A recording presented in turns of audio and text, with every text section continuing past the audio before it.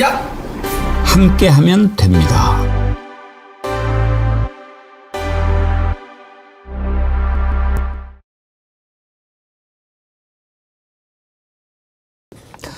여러분 안녕하십니까? 백운기입니다. 우리 정부의 큰 과제 중 하나였던 미국과의 관세 협상이 타결됐습니다. 관세율 15%, 미국의 3,500억 달러 투자, 자동차와 농산물 개방 등이 핵심입니다. 트럼프의 막무가내 시각박에 이 정도면 선방한 것이라는 평가가 나옵니다. 사실 관세 협상은 몇 퍼센트냐가 중요한 것이 아니라 경쟁 국가와 비슷한 수준인가를 봐야 하지요. 그런 점에서 일본과 같은 15%, 경제 규모에서 차이는 있지만 일본이 5,500억 달러 투자하기로 한 것에 비하면 성공적이라고 할 수 있겠습니다. 일본은 또 우리나라가 내란으로 아무것도 못하고 있을 때 얼마나 공을 들였습니까? 여기에 비하면 사전에 큰 품을 팔지 않고 거둔 성과라는 점에서도 평가할 만합니다. 쌀과 소고기 시장을 추가 개방하지 않기로 한 것도 꼽을 만한 성과이고 2주 내 한미 정상회담을 갖기로 한 것, 이 와중에 챙긴 쏠쏠한 성과라고도 할 수가 있겠죠. 이제 큰 과제를 하나 넘었으니 차근차근 또 다른 문제들을 풀어갈 수 있겠죠. 기대해 봅니다. 생방송 백운계 정치 1번지 출발합니다. 정어리몰에서 날씨가 너무 더운데 또 어제 중복이었는데 여러분들께 이 선풍기 좀 많이 드려야 되겠다 해서 큰맘 먹고 준비한 특별 이벤트입니다. 뭐 이것도 하나에 2만 원씩이니까 5만 원 상품 이상 구매하실 때 하나씩 드리는데 뭐 그것도 사실은 뭐 남는 거겠습니까만은 그냥 막 드리면 좋겠지만 그럴 수는 없고 확 낮췄습니다. 3만 원도 안 되는 29,900원만 주문하셔도 이렇게 선풍기 드리는 쿨 썸머 이벤트 오늘부터 실시하니까요. 여러분들 많이 이번에 정어리몰 이용해 주시기 바랍니다. 선풍기 그전에 그러니까 막 그 주문을 했는데 선풍기가 같이 안 왔다 이렇게 궁금해 하시는 분들 계신데요. 선풍기는 따로 배송됩니다. 그러니까 조금만 기다리시면 되고요.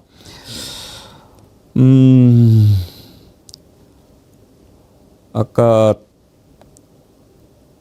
형숙고님 주문해서 받은 선풍기 아주 시원하게 잘 쓰고 있습니다. 정어리몰 너무 감사합니다. 그러셨는데 감사합니다.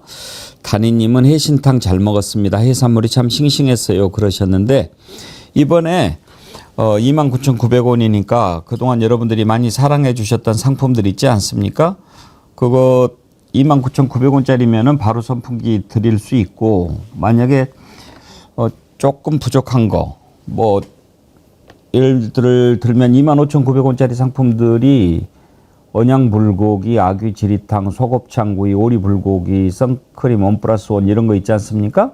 그런 제품들 정어리몰에서 구매하시면서 장어탕 하나에 5,900원이니까 이렇게 같이 구매하셔도 29,900원 훅 되죠. 선풍기 다 무료로 받아가실 수 있습니다. 그러니까 이번 기회에 특별 이벤트 잘 이용하시기 바랍니다. 여러분께 선풍기 많이 드리기 위한 아이디어니까요. 여러분들 동참해 주시기 바랍니다. 예, 오늘 7월의 마지막 날입니다. 7월의 마지막 날. 대체로 이제 달이 좀 바뀌고 그러면은 마음이 좀 새롭고 그렇지 않습니까? 그런데 오늘도 덥고 내일도 덥고 계속 더울 것 같다는 예보라서 이번에 7월에서 8월 넘어가는 것은 조금 감흥이 덜한 것 같기도 하고요. 저만 그런가요? 배동호님, 리허설이든 본방이든 백운기 앵커 보면 기분이 좋아집니다. 언제나 그 자리에 계셔서요. 아이고 감사합니다. 저 항상 여기 있겠습니다. 이렇게 또 저한테 힘을 주시는 분 계시니까 7월의 마지막 날 멋지게 또 해보도록 하겠습니다. 오늘 함께 하실 세 분 패널 소개합니다. 윤경호 퓨처비디오 연구소장님, 신유진 변호사님, 징걸징걸한 징걸 인생경제연구소장님 어서 오십시오. 안녕하세요. 안녕하십니까. 부채입니까? 예, 이게 대선 전에 제가 혼자 선거노 가지고 돌아다닌 건데 예. 너무 잘 만든 게 아주 부채로 너무 좋아. 그 전철에서 이러고 다니잖아요. 그러면 이재명 홍보도 되고 혼자서 잠깐만요. 우리 안진걸 소장님은 선풍기 안 드렸나요? 주셨죠. 그 선풍기 놔두고. 아 근데 그 선풍기도 선풍기 또 이게 부채질하는 맛이 있습니다. 이게 그냥 괜히 홍보도 하면서 지금 이재명은 합니다. 아, 이거 좋다. 알겠습니다. 선풍기 다 받으시죠? 네. 네. 소리가 나서. 예. 방송 중에. 예, 네. 제가 성능이 어마어마하다고 예. 우리 딸이 저한테 오랜만에 칭찬해 주셨습니다. 여러분 선풍기 사십시오. 제가 슬쩍 들었는데 뭐 헤어드라이어 역할도 합니다. 예, 머리도 이렇게 빗질이 잘 됩니다. 오늘 이렇게 목요일 패널 딱 하는 날 한미 관세 협상 타결이 돼서 상당히 꼭 맞춤인 것 같이 경제 전문가가 두 분이나 계시고 우리 또 신유진 변호사님도 경제 쪽도 잘하시고 아주 잘 맞췄다. 트럼프가 일부러 목요일에 맞추는군요. 그것도 이제 원래 오늘 저녁에 발표가 날 줄 알았는데 예. 딱 아침에 발표를 해주면서 그러니까요. 이제 예, 우리 정치 1번지를 그냥 후끈 달아올 수 있게 만들어준 것 같습니다. 정말 그 큰 고비죠. 뭐 어차피 해결해야 될 문제인데 좀 더 늦어지는 것도 안 되고 또 오늘이 사실상 시한 아니었습니까? 이 시한 넘기면 또 복잡해지고 그러는데 어저께까지만 해도 트럼프도 꼼짝도 않고 그래서 뭐지 했는데 다행히 해결이 됐습니다. 발표 내용 있으면 한번 들어볼까요? 아, 그래요? 그러면은 먼저 이재명 대통령이 페이스북에 성과를 평가한 게 있는데 그걸 한번 보시고 패널들과 얘기를 나눠보도록 하죠. 이재명 대통령이 미국과의 관세 협상을 타결했습니다 라면서 페이스북에 글을 올렸는데요. 큰 고비를 하나 넘었습니다. 세계 최대 시장인 미국과의 협상은 우리 국민주권 정부의 첫 통상 분야 과제였습니다. 촉박한 기간과 녹록하지 않은 여건이었지만 정부는 오직 국익을 최우선으로 협상에 임했습니다. 다양한 의견을 모으고 전략 다듬기를 반복한 끝에 오늘 드디어 관세 협상을 타결했습니다. 이번 협상으로 정부는 수출 환경의 불확실성을 없애고 미국 관세를 주요 대미 수출 경쟁국보다 낮거나 같은 수준으로 맞춤으로써 주요국들과 동등하거나 우월한 조건으로 경쟁할 수 있는 여건을 마련했습니다. 이렇게 국민께 보고를 했어요. 그러면서 통상 합의에 포함된 3,500억 불 규모의 펀드는 양국 전략산업협력의 기반을 공고히 하는 것으로 조선, 반도체, 2차전지, 바이오, 에너지 등 우리가 강점을 가진 산업 분야에서 우리 기업들의 적극적인 미국 시장 진출을 돕는 역할을 할 것입니다.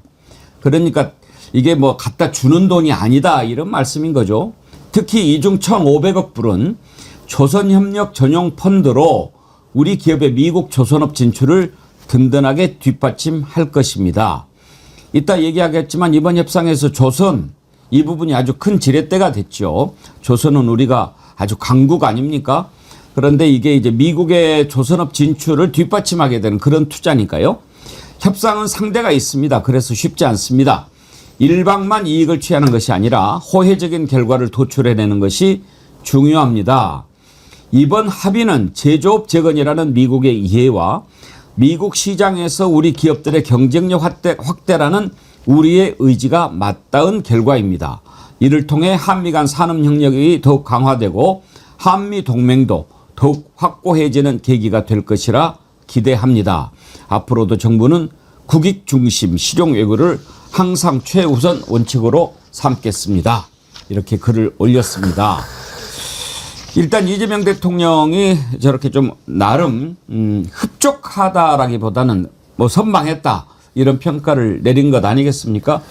자, 윤경호 소장님 오늘 그 발표된 협상 결과 어떻게 평가하십니까? 아까 앵커께서 딱 한마디로 지적하셨어요. 우리와 대미, 그러니까 미국을 시장으로 삼고 있는 경쟁국들과 비교를 했을 때 어땠느냐.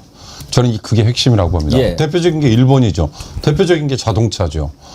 그거에서 일본과 동등한 수준의 상호관세율을 따냈다. 그리고 EU와 일본 두 경제 대국이 우리와 같은 수준의 반열에 우리가 거기에 동참을 했다. 이게 저는 큰 의미가 있는 거라고 보고요. 또 하나는 3,500억 불의 펀드라고 얘기했는데 투자잖아요. 대미 투자. 이거는 트럼프가 지금 계속 얘기하고 있는 미국의 제조업 재건 이걸 위한 거거든요. 그러니까 이 두 가지에 우리가 어떻게 보면 미국의 입맛에 맞춰 준 거이긴 하지만 큰 평가로 보면 선방을 한 거다. 그리고 우려했던 거에서 참 벗어나기를 정말 잘했다. 그 우려라는 게 뭔지는 잠시 후에 제가 말씀드리겠습니다. 예.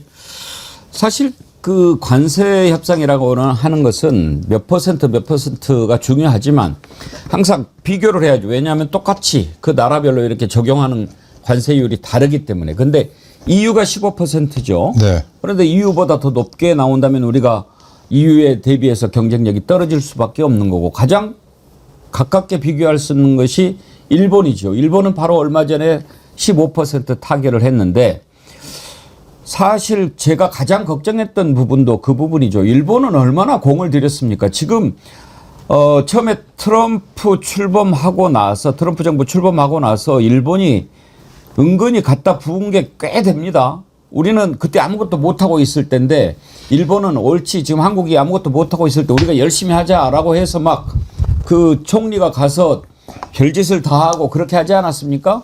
그렇게 했는데도 지금 나온 결과를 보면 우리하고 똑같은 15% 그리고 일본은 5,500억 불 이런 거 보면은 우리가 미치지는 않았다 그런 생각 든다 이거죠. 안진걸 소장님. 예.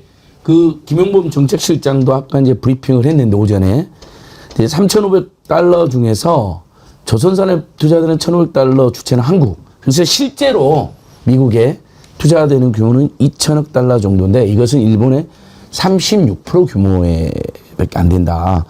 조선펀드 확장하는 건 미국에서 난색을 폈답니다. 그래서 3,500달러는 하나로 460조 원이고 두 번째 이제 사실 지금 뭐 진보 진영이나 우리 어민들이 굉장히 집회도 하고 긴장을 했는데 농축산물 개방에서 쌀과 소고기는 죄가 되었다. 이 부분이 굉장히 예민한 부분이거든요. 식량 주권 문제, 농촌 생존권 문제, 그다음에 소고기 같은 경우는 지금도 만 30세 미만만 수입되었는데 만 30세 그 연령을 풀면 그 노령 쇠고기에서는 광우병이 간간히 지금도 발생하고 있기 때문에 30세가 아니고 30개월. 예, 30개월. 예, 30개월. 그래서 그런 부분에서는 저는 뭐 완벽한 성과를 냈다라고 저희가 감히 말할 수는 없지만 상당한 선방을 했다.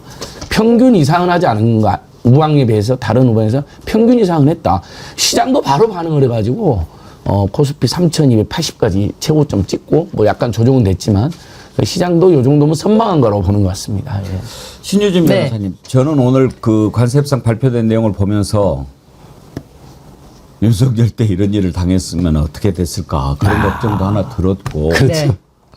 또 한덕수 이자가 자기가 어떻게 뭐 대통령 한번 출마해 보려고 막 이렇게 움직였잖아요. 네. 그때 섣불리 덜컥했다가 그렇쳤으면 어떨 뻔했을까 이런 생각이 확 들더라고요. 그럼요. 윤석열 때 했으면은 관세는 하나도 낮추지 못하고 투자는 투자대로 다 하고 뭐 해달라는 거 다 해주지 않았을까 이런 걱정이 되는 것이 지금도 윤석열 측 멘토라고 불리는 신평 변호사도 그렇고 윤석열에 대해서 이야기를 언급을 하면서 미국에서 개입해달라, 도와달라 이런 얘기를 하고 있어요. 심지어 27일에는 TV조선에서 트럼프 측근인 프레드 플라이츠인가요? 네. 프레드 플라이츠라는 그 미국 트럼프 측근이라는 사람이 우리나라 국회의원들을 만나서 윤석열에 대한 부당한 대우가 계속될 경우 좌시하지 않을 것이라는 취지로 발언을 했다라고 TV조선이 27일에 보도를 합니다. 그러자 JTBC에서 과연 트럼프 측근이라는 사람이 이런 말을 했는가 알아봤더니 그 사람한테 직접 이메일을 보냅니다. 그랬더니 직접 영어로 이렇게 말해요. 내가 분명한 거는 내가 윤석열이 부당한 대우를 받는다는 것을 말하지 않았다. 난 그런 말을 한 적이 없다. 라고 하면서 이제 길게 영어로 보내는데 그런 보도를 했더니 또 뭐 이거 뭐 가짜뉴스 아니냐면서 막 가서 다시 말해달라라고 하면서 미국이 그렇게 사정사정 하면서 미국이 관세 협상에서 불이익을 줄 것 막 이렇게 막 이런 식으로 막 공포 분위기를 조성하는 거예요. 윤석열한테 부당한 대우 뭐 이렇게 하면은 그런데 JTBC에서 원문을 공개했습니다. 이거 아예 이 지금 플라이츠만과 같이 프레드 플라이츠인가요? 하여튼 그 같이 대화했던 원문을 공개하니까 정확하게 나는 윤석열이 부당한 대우를 받는다는 것에 대해서 말하지 않았다. 뭐 이 정도입니다. 제가 말씀드리고 싶은 거는 이런 것까지 관세 협상의 불이익을 어떤 우려가 된다라고 하면서 계속 투치는 이야기, 그리고 우리나라가 주권 국가임에도 불구하고 미국의 개입을 좀 희망한다, 요청한다, 이런 이야기를 하면서 우리나라의 주권 국가로서의 면모를 다 깎아먹는 이야기를 하고 있었거든요. 그런데 이번에 이재명 대통령께서 관세 협상을 통해서 트럼프는 뭐 윤석열 관심 없고 오로지 그냥 자국의 이익을 위해서 우리나라 조선업과의 협력, 그리고 또 자기가 얼만큼 또 이익을 취할 수 있는지 그것만 관심 있다. 다시 한번 윤석열에게 메시지를 주는 것이다. 관심 없다. 노관심이다. 그러니까 이번에 약간 이제 아까 앵커께서도 네. 2주 안에 이제 한미 정상회담 하는 것도 성과다 하셨는데 네. 트럼프가 이제 직접 본인은 이분은 자기가 직접 발표하는 걸 좋아하잖아요. 네.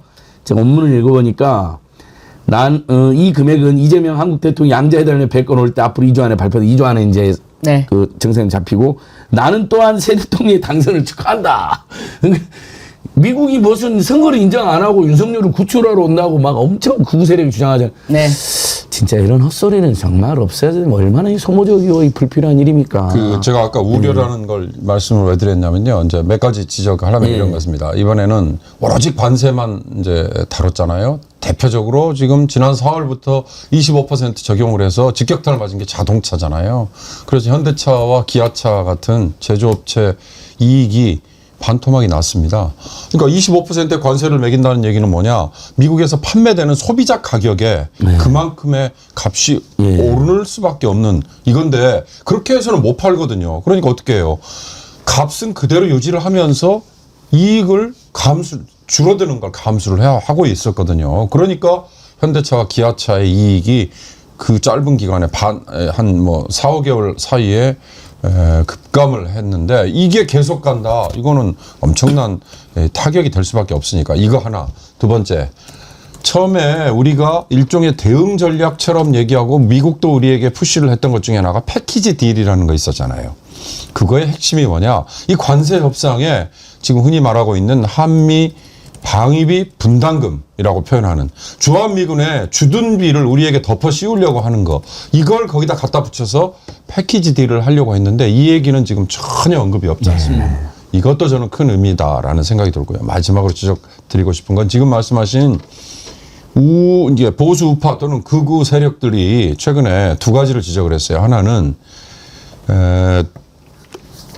최근에 내란 특검이 오산 기지를 압수수색을 했다. 미군 관할 구역을, 그것도 공군 기지. 나중에 이제 발표가 됐습니다. 그리고 미군의 양해하에 우리 한국군 지휘하고 있는 곳, 그러니까 드론 수사 관련해서 했다라고 언급이 됐는데 이걸 미국이 트집을 잡아서 이 한미 관세 협상을 비틀고 있다라고 하는 얘기를 아마 극우 세력들이 막 퍼뜨렸나 봐요. 네. 그래서 미국 사회에서는 그게 교포 사회에 뭐 상당히 근거 없는 얘기들이 막 퍼졌나 봅니다. 그리고 또 하나가 지금 미국이 브라질을 상대로 일종의 장난을 치고 있거든요. 브라질이 우리가 잘 알고 있는 룰라라는 이 노동자 출신의 좌파 대통령이 다시 등극을 했잖아요. 다시 당선을 해서 아마 이번에 3선으로 이제 다시 등극을 했을 거예요. 근데 그 직전 대통령이 보우소만가 하는 극우 맞습니다. 그 성향의 이 사람인데 이 사람이 이 룰라에 대해 맞서서 쿠데타를 시도를 했는데 그걸 룰라가 제압을 했어요. 이 쿠데타를 일으킨 이 극우 전 대통령에 대해서 미국 내 그리고 트럼프 주변에 있는 일부 세력들이 그걸 옹호를 하면서 거기에 대해 뭐 사법 제재를 과하게 가할 경우에 관세를 뭐 50%를 때리겠다. 그래서 지금 실제로 50%를 발표를 했어요. 그러니까 이것처럼 우리에게도 윤석열을 뭐 옹호하는 세력들이 마치 있는 것처럼 한국에 대해서도 그런 정치적인 거를 덮어 씌워가지고 혹시 협상에서 지렛대로 삼지 않을까 했는데 이런 것들이 전혀 다뤄지지 않았다. 이런 게 이제 우려를 불식시켰다. 그 의미입니다. 사실 좀 속된 말로 하자면은 트럼프가 좀 깡패 짓을 하지 않습니까? 뭐 좀 막무가내죠. 뭐 옛날 미국은 그러지 않았는데 자관 트럼프의 미국은 완전히 다른 나라가 됐습니다. 우리 먹고 살자. 우리 그게 다야. 이런 식이니까요. 그래서 우리 국민들이 더 걱정을 많이 했던 거고 또 워낙 이제 뭐 모든 것의 가치를 돈으로만 따지는 그런 천박한 자본주의의 어떤 화신 같은 사람 아닙니까? 골프도 대충 알까기로 그렇게 양심 속여가면서 치는 사람인데 뭘 더 기대하겠습니까? 그러나 이게 엄연한 국제 현실이니까 우리가 거기에 맞춰서 대응을 해야 되는데 그래도 잘했다 이렇게 이제 생각해 볼 수 있고요. 또 이런 상황에서 이제 미국이 가장 큰 패권 국가이기 때문에 미국을 중심으로 돌아가는 상황에서 한미 정상회담이나 각 나라들로 또 정상회담하는 거 매우 중요한데 일본 같은 경우에는 지난번에 트럼프 만날 때 꽤 많은 공을 들인 걸로 알고 있거든요. 근데 우리는 이번에 그냥 이거에 협상하면서 한미 정상회담 거둔 것 이것도 좀 나름대로 쏠쏠한 성과가 아니겠는가 그런 생각이 듭니다. 야당의 비판에 대해서 우리가 한번 생각해 볼 필요가 있겠죠. 일단 국민의힘의 송원석 비대위원장은 15% 관세율은 적절한 수준이라고 생각된다. 그러니까 만약에 15% 안 됐으면 아마 난리 쳤을 거예요. 그런데 이제 15% 됐으니까 그 부분은 평가를 하면서도 이제 좀 그 문제를 삼는다고 그럴까요? 이런 게 몇 가지가 있습니다. 첫째가 2주 뒤에 이재명 대통령이 미국에 가서 트럼프 대통령과 정상회담을 하면서 최종 합의문이 발표된다고 돼 있는데 이거는 무슨 의미인지 국민들이 좀 이해하기 어렵다. 이런 얘기인데요. 그러면 윤경호 소장님. 지금 아직도 협상이 안 끝난 거 아니냐. 그때 가서 또 다른 얘기가 나오면 어떻게 할 거냐. 이런 우려라고 봐야 됩니까? 그 EU하고 일본이 각각 6천억 달러, 5,500억 달러 투자하겠다라고 발표를 한 다음에요. 양측에서 서로 얘기가 나왔어요. 아니 숫자는 알겠는데 구체적으로 어디에다가 언제 그 투자라는 게 그러면 또 무슨 의미냐? 누가 하는 거냐? 당연히 기업이 하는 거겠죠. 정부는 무슨 역할을 하는 거냐? 만약에 근데 이 투자의 약속을 안 지키고 시간을 질질 끌면 그러면 다시 관세율 적용한 15%가 튀어오르는 거냐? 이런 얘기들이 그 양자 합의 이후에도 나왔어요. 그러니까 이런 식의 합의는요, 당연히 나오는 거죠. 아니, 정상적으로 양쪽이 사인 안 했잖아요. 그리고 발표된 과정을 한번 보십시오. 우리 시간으로 오늘 아침 7시 15분에 트럼프가 트루스 소셜이라는 이 SNS에 맨 처음 올렸습니다. 예. 그리고 우리 이재명 대통령도 페이스북에다가 거기에 맞춰서 같이 올렸죠. 러트닉이라는 상무장관은 또 X, 그러니까 과거에 저 트위터 예. 계정이잖아요. X에 또 본인의 이 역할을 이렇게 하면서 트럼프를 또 상당히 축혀 올려주는. 그러니까 이런 식으로 각각 협상을 담당했던 쪽이 구체적인 내용을 얘기하는 거 말고 양쪽의 정상이 그냥 SNS에 올린 거 이거거든요. 그러니까 양측이 실제로 구체적으로 어떻게 하기로 했다라는 거는 서명을 한 다음에 발표를 해야죠. 그래야 구속력을 갖는 거죠. 한번 생각해 보십시오. 지금요. 이거 우리가 너무나 당연하게 트럼프한테 15%의 상호관세라는 이름으로 관세를 내는 거를 당연하게 생각하는데 한국하고 미국은요. 이미 기억 안 나세요? FTA, Free Trade Agreement. 양쪽의 나라는 이 물품과 서비스를 서로 주고받을 때 관세를 부과하지 말자라고 이미 합의를 한 게 네. 언제예요? 2007년에 이거 맺었잖아요. 행정부 간에. 그 이후에 물론 의회에서 비준하고 하는데 시간이 좀 걸리긴 했습니다만. 근데 이게 완전히 다 지금 묵사발이 난 거 아닙니까? 트럼프가 FTA를 맺은 나라들하고 다 이걸 뒤집어 버린 거예요. 그러니까 트럼프가 깡패고, 그러나 앵커께서 잘 말씀하셨잖아요. 이게 현실인 걸 어떡합니까? 미국이 칼자루를 쥐고 따라와. 아니면 근데 우리가 왜 미국한테 그렇게 그러면 질질 끌려가야 되냐? 미국이 제일 큰 시장이잖아요. 물론 수출로 따지면 미국이 지금 10%에서 15% 아래입니다. 그러나 전 세계 경제 질서에서 미국의 뜻에 반해서 우리가 따로 놀 수는 없는 거니까 그 현실을 어떻게 우리가 외면할 거냐. 이걸 감안하면 야당도 알면서 지금 일종의 먹니를 부리는 건데요. 그럴 필요는 없을 것 같습니다. 그러니까 우리가 트럼프한테 이 노블리스 오블리제를 기대할 수가 없는 거죠. 그래도 참 점잖은 체면에 우리 같으면은 아까 이은주님이 글을 재밌게 써주셨는데 글로벌 양아치에게는 죽방이 답이겠지만 차마 그럴 수는 없고 그래도 우리는 양반인지라 이 정도면 충분히 신사답게 트럼프 잘 가지고 놀았다고 생각합니다. 선방에 한 표 꾹 하셨는데 참 적절한 표현이에요.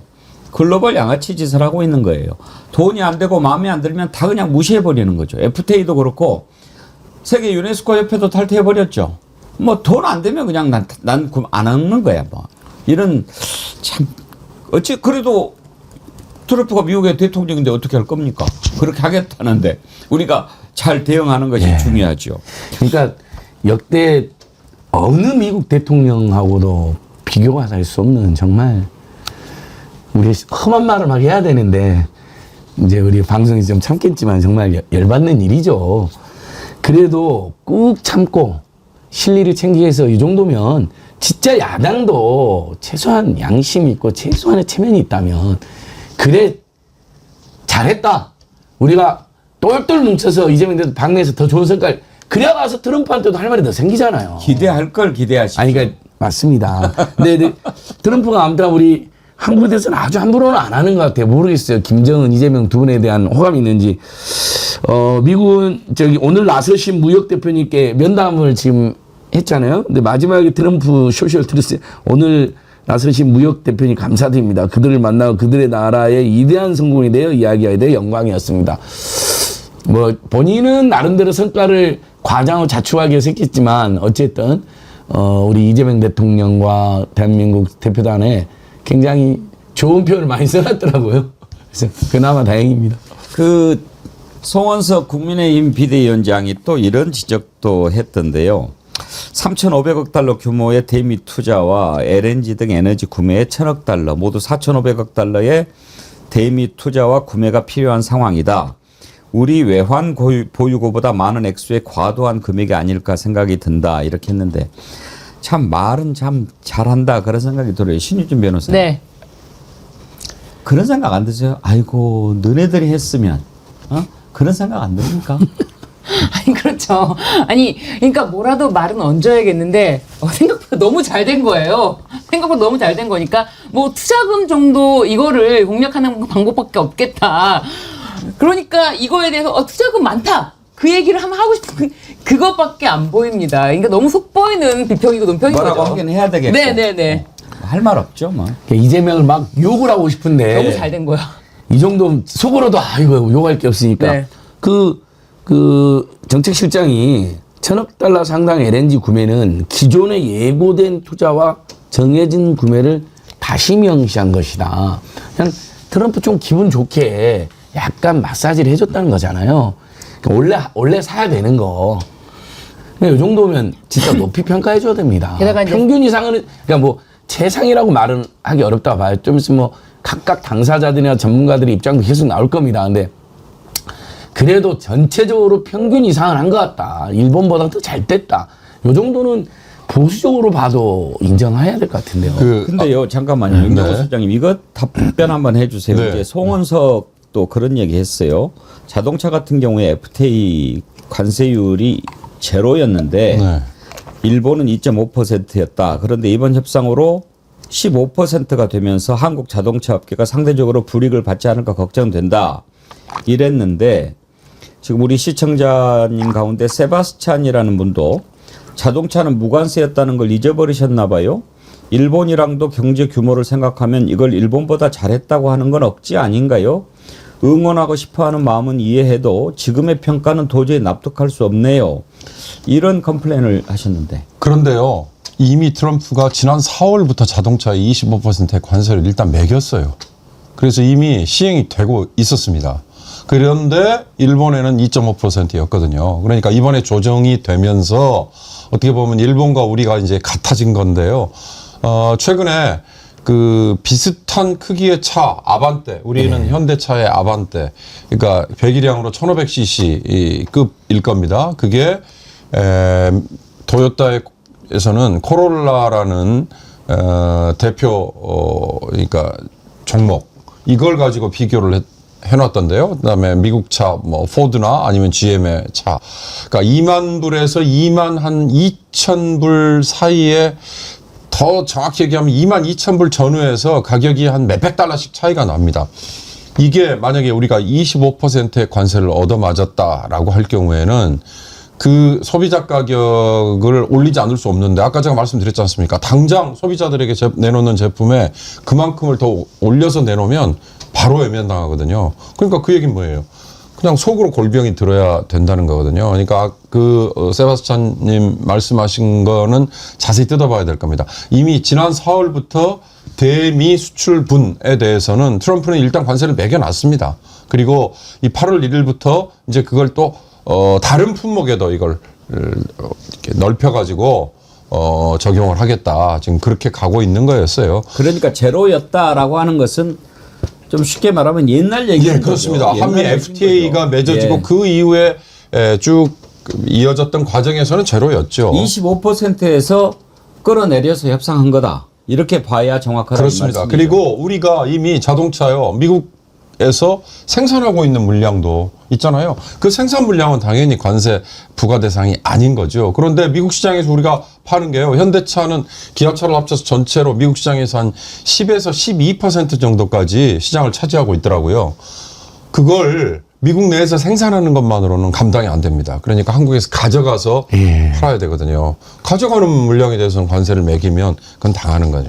세바스찬님 이해가 되셨습니까? 아무튼 이렇게 문제 제기해 주십시오. 그래야 저희들이 또 맞습니다. 하나하나 배워 나갈 수 있지 않겠습니까? 다만 이제 의도라고 그럴까요? 그런 부분. 사실 정부도 이제 그 점은 아쉽다. 우리는 계속 12.5% 네. 주장했다. 그렇게 얘기를 하기도 했습니다. 다만 전체적으로 평가를 했을 때 선방했다. 만족할 만한 협상이다. 이렇게는 얘기할 수가 없죠. 우리가 뭐 다른 데는 15인데 우리만 한 10% 해주면 그거 좋지요. 그런데 그렇게 되겠습니까? 그런데 이제 아까 국민의힘 반응도 봤습니다만은 일부 보수 매체들도 자꾸 이렇게 좀 깎아내리려고 하는 그런 것들이 보입니다. 뭐 이재명 대통령이 열심히 뭐 안 하는 것 같더라 막 그런 얘기를 하고 그러니까요. 그래서 오늘 저는 또 유심히 본 것도 김용범 정책실장이 아주 충실하게 기자들한테 브리핑을 하더라고요. 이렇게 모든 걸 투명하게 하면은 뭐가 문제가 되겠습니까? 그러면서 또 열띤 질문 답변 이런 거 자꾸 해야지요. 그런데 이번에 이제 대통령실 출입하게 된 고발뉴스 기자가 이런 부분에 대해서 질문을 했어요. 대통령이 왜 직접 이렇게 안 하냐 이런 비판이 있다. 그런 질문에 대한 답변도 있고 그런데 그 내용을 한번 들어보실까요? 네, 안녕하십니까. 고발뉴스 이상호 기자라고 합니다. 국민들께서 정말 걱정과 가슴 졸이면서 함께 지켜본 시간들이었는데 고생들 많으셨고요. 대통령께서도 조금 전 페북 메시지를 통해서 큰 고비를 하나 넘었다 하면서 이제 다행스럽다는 취지의 평가를 올려주셨습니다. 그럼에도 불구하고 일부 언론에서는 대통령이 24시간 보고를 계속 받고 있다고 하는데도 왜 대통령이 직접 주재를 하지 않느냐는 등의 뭐 시비랄까요? 뭐 그런 비판적 기사도 좀 나왔었는데 협상 과정에서 대통령께서 특별히 뭐 강조하시거나 주문하셨던 내용들 잠깐 언급은 해주셨습니다만 지금 뭐 간단하게 좀 말씀을 좀 전해주신다면 감사하겠습니다. 저희가 외부에 공개된 거는 2번 하셨죠. 뭐 굉장히 긴 시간 하셨습니다. 뭐 짧은 시간이 아니고요. 저희가 통상적으로 대통령께 보고 드리는 시간보다 훨씬 길게 하셨고 어제 비상경제 TF 같은 경우에는 뭐 유심히 보셨는지 모르지만 10분 늦게 시작하셨고요. 모두 발언도 모두 발언을 저희 3실장이 이제 뭐 저기 워싱턴에서 온 결과 가지고 30장 모여서 1시간 한 20분 정도로 했고 다른 사람 없이 대통령과 3실장만 그거 하시느라고 10시 아마 비상경제 TF가 16개, 17개 정도 장관님들 모여 있다는 걸 모르셨으면 아마 그 다음 일정 취소하셨을 거예요. 근데 18명이 이제 모여 있는 굉장히 큰 회의잖아요. 그래서 이제 그 우리 논의 좀 이제 늦춰가면서 시작을 늦춰가면서 하셨고 제가 이렇게 하시는데 이제 모두 발언을 하셔야 되는데 뭐 통상은 1시간 전쯤에 모두 발언 보시고 이제 고치고 가시죠. 당신이 고쳐가지고 근데 걸어가시면서 보셨어요. 그 집무실에서 7층까지 가시면서 이렇게 좀 지우시고 그랬는데 다시 한번 어제 영상 보시면 평소 대통령답지 않게 조금 더 가라앉아 있고 말씀도 천천히 하시고 생각 가다듬는 하시고 그런 모습입니다. 그래서 엄청나게 집중하셨어요. 이 주제에 대해서. 당연히 그렇게 해야 되는 거 아닙니까? 그러니까 결과를 가지고 뭐라고 얘기하는 건 몰라도 대통령이 열심히 안 한다. 뭐 그렇게 비판적인 언론에서 쓴다면 얼마나 공감할 국민들이 많을까. 안진걸 소장님 그렇지 않습니까? 그거보다 요즘보다 더 열심히 할 수 있나요? 그 이른바 극우 언론이나 보수 경제 언론에서 그렇게 하지 않았습니까? 윤석열이 지금 잠도 안 자고 보고서를 읽고 있고 수시로 새벽에도 막 전화를 해서 문답을 한다. 그 거짓말이죠. 그럴 리도 없었고 그러지도 않았는데 그랬던 자들이 아니 이재명 대통령이 잘못하는 거 있으면 저는 지적해야죠. 전 언론이 해줘야 되고 시민단체도 해줘야 됩니다만 지금 정말 잠 안 자고 일하는 것은 우리가 봐도 딱 느껴지잖아요. 그리고 대통령이 직접 나서서 하되 아마 이제 뭔가 꼬였을 때 또는 우리가 중대한 손해를 봐야 될 위험이 있을 때 그때 나서려고 저는 남겨놓은 거 아닌가 이런 생각도 하네요. 전략적으로. 그래서 일국의 대통령이 직접 나서서 트럼프 대통령하고 딜해서 최대한 국익을 그런 최후의 카드로 남겨놓은 측면도 있다고 봅니다. 그래서 우리 국민들이 절대 공감 안 하죠. 이번에 인터넷 매체 3군데가 이제 대통령실 출입하게 됐는데 사실 왜 정어리 TV는 없냐? 우리가 인터넷 언론으로 등록을 안 했거든요. 그래서 뭐 들어갈 자격이 안 되는데 차제에 인터넷 매체로 등록을 해가지고 안진걸 기자를 대통령실에 보내볼까? 영광입니다. 우리 80만 돌파 기념으로 인터넷 서울의 소리나 고발뉴스나 뉴스공장 인터넷 언론에 등록을 한 거죠. 이번에 이제 들어간 데는 고발뉴스 뉴스공장하고 장윤선의 취재 편의점 3개인데 어쨌든 인터넷 언론으로 등록해가지고 홈페이지에 기사도 올리면서 이렇게 병행하는 저널리즘 유튜브가 늘어났습니다. 옛날에 그냥 유튜브형 유튜브였다면 그냥 뉴미디어 채널형 유튜브가 늘어났는데 우리 정어리 팀은 충분히 역량이 되지 않을까 싶습니다. 좀 이렇게 다시 본론으로 돌아가서 아까 말씀해주신 세바스찬님 제가 조금만 보완 설명드릴게요. 미국이 우리에게 때린 관세는요. 그러니까 상호 관세라는 거는 한국에서 수입되는 미국 시장에 수입되는 모든 품목에 대해서 동일하게 적용하는 거를 상호 관세라고 얘기하는 거고요. 품목별로 관세를 부과하는 게 따로 있었습니다. 대표적으로 자동차고요. 그리고 철강이나 알루미늄, 구리 이런 거는 또 따로 관세를 매겼거든요. 근데 이번에 상호 관세 우리 15% 적용하기로 했지만 철강, 알루미늄, 구리 같은 거는 지금 제외돼 있어요. 지금 말씀드린 것처럼 품목별로 관세를 때리기 때문에. 그래서 이거는 또 추가 협상을 해야 됩니다. 그러니까 아직 일목요연하게 내놓지 못하는 이유가 바로 거기에 있는 거고요. 자동차는 이미 지난 4월부터 그렇게 때려놓고 그다음에 이번에 상호 관세 이제 협상을 하면 거기에 맞춰서 다시 조정을 하겠다. 이렇게 되니까 달라지는 거고 또 하나 추가드리면 3,500억 불의 투자잖아요. 이 투자 중에 2,000억 불은 반도체와 2차 전지 그리고 거기에 추가된 게 원전과 바이오였는데 원전과 바이오는 우리가 미국 시장에 이미 투자를 한 거 별로 기억이 안 나실 거예요.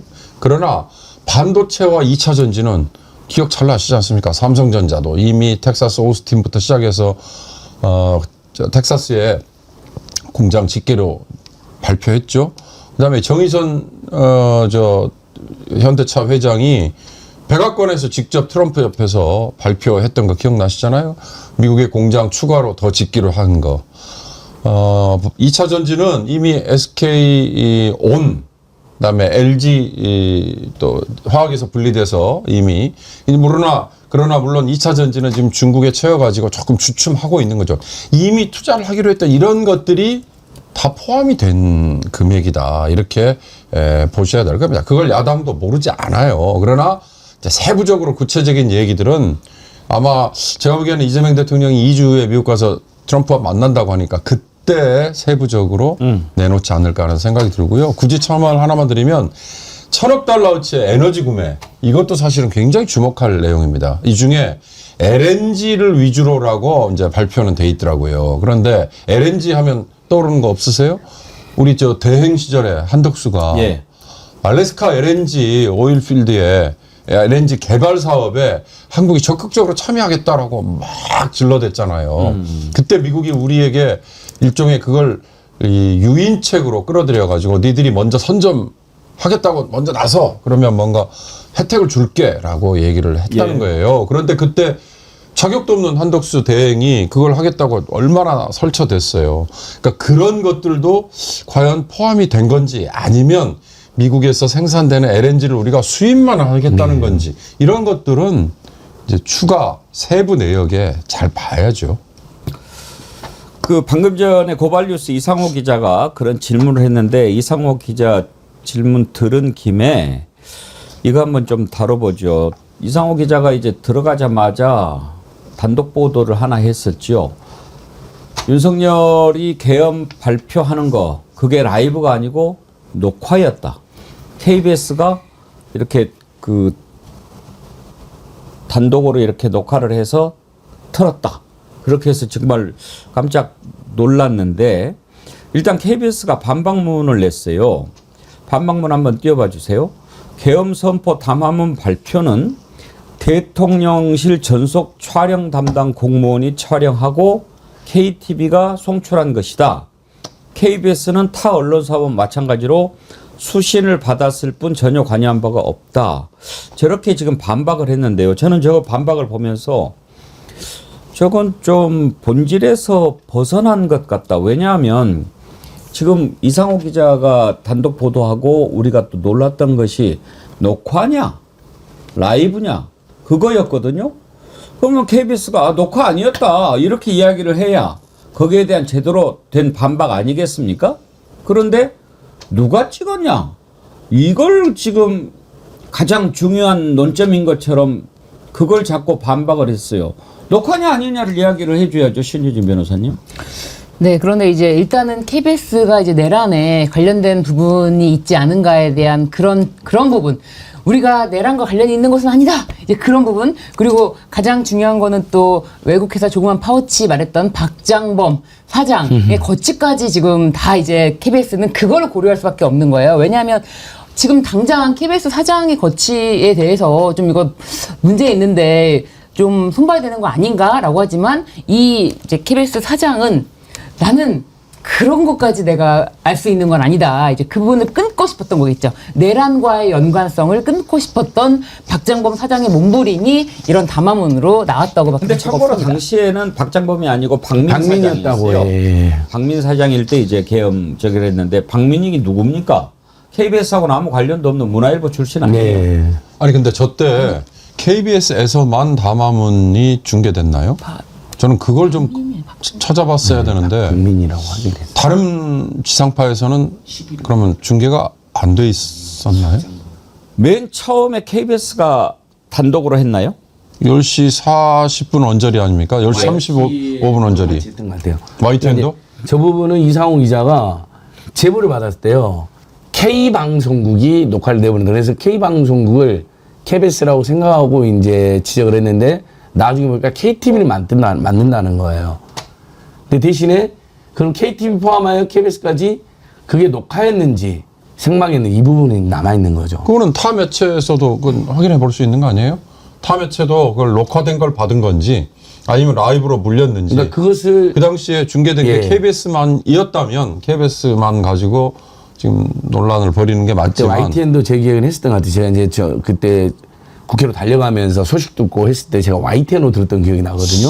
네. 그래서 당시에 이게 사전 녹화였느냐 아니면 생방이었느냐 논란이 계속 있었고 이상호 기자는 거기서 KBS가 그런 역할을 했다 지적했는데 KTV가 송출한 건 맞더라고요. 녹화인지 생방인지 두고. 그래서 이상호 기자님이 그분에 대해서는 내가 팩트 체크가 좀 부족했다. 제보가 K방송으로 와서 당연히 KBS인지 알고 지적했다 했는데 KTV가 맞다는 거예요. 송출한 것은.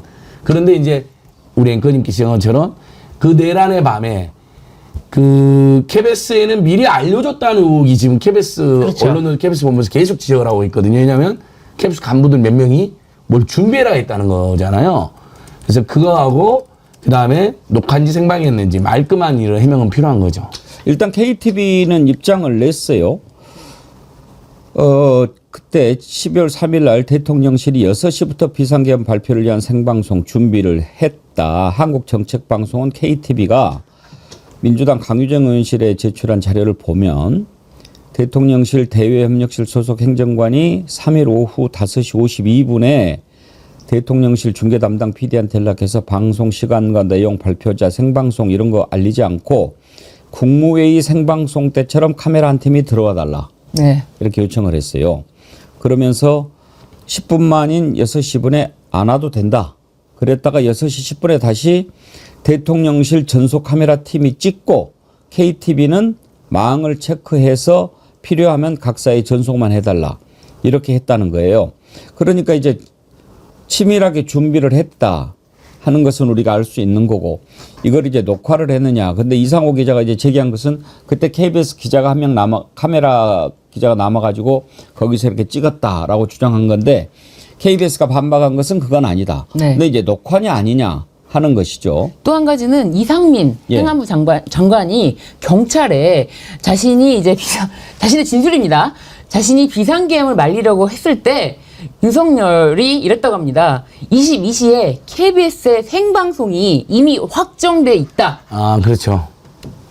이상민 행안부 장관이 먼저 KBS를 언급한 거예요.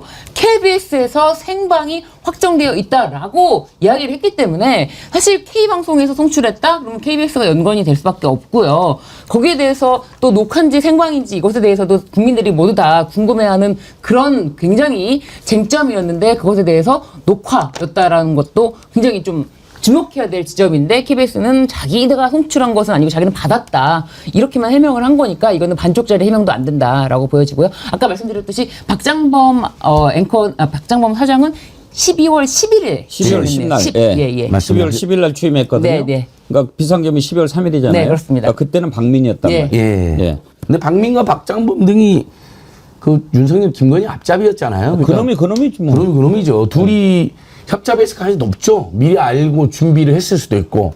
근데 뭐 어떤 상황인지 모르겠지만 최종적으로 KTV가 송출한 건 맞는데 네. 녹화인 생방송인지 그다음에 그 과정에 KBS에 어떤 협잡이 있었는지는 아직 안 밝혀진 겁니다. 이상호 기자가 사과한 건 그 송출을 녹화를 KBS가 담당하고 KBS 송출했다고 했는데 그 부분은 K방송이라고 제보가 와서 네. 당연히 KBS라고 생각했는데 KTV였다고 이제 그 부분은 본인이 팩트를 취재 내용 변경을 했으니까 그 부분은 우리가 인정해도 되겠지만 그놈이고 다 나쁜 놈인데 예. 박민이 이놈이 진짜 나쁜 게 뭐냐면 KBS 사장을 했잖아요.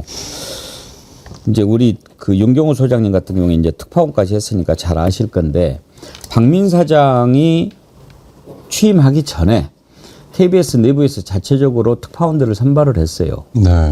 특히 이제 가장 중요하다고 할 수 있는 워싱턴 특파원으로 이제 다 선발을 했거든요. 가지고 발령이 났어요. 이제 준비가 됐어요. 그러면은 미리 가서 집을 구해놓지 않습니까? 3년간이나 살아야 되니까.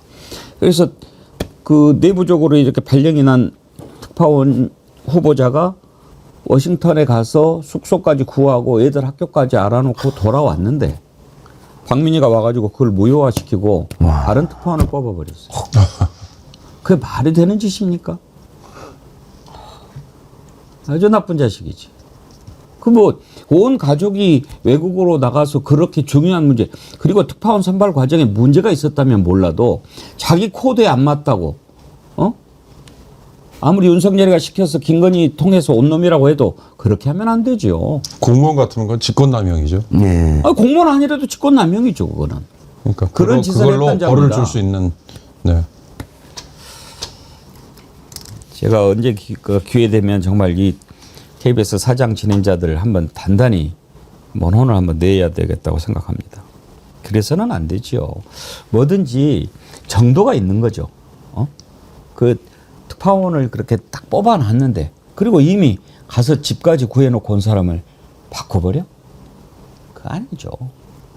그 회사를 자기 개인 것인 것처럼 생각하는 더군다나 KBS를 일반 민간 자기 그 개인 회사도 그렇게 안 하겠습니다. 그러니까 이재명 대통령이 가끔 쓰는 표현이 있던데 집단지성을 저는 존중합니다 이런 얘기 하셨잖아요. 집단지성이라는 거에 그 바닥에는 합리적인 판단 그리고 이성적으로 내려지는 결정 이런 거거든요. 그러니까 많은 사람들이라고 할 때 많은이라는 게 참 애매하고 추상적인 개념입니다만 사회적으로 관행적으로 받아들여질 수 있는 결정 이런 게 바로 그 영어에 conventional wisdom이라는 아주 좋은 표현이 있더라고요.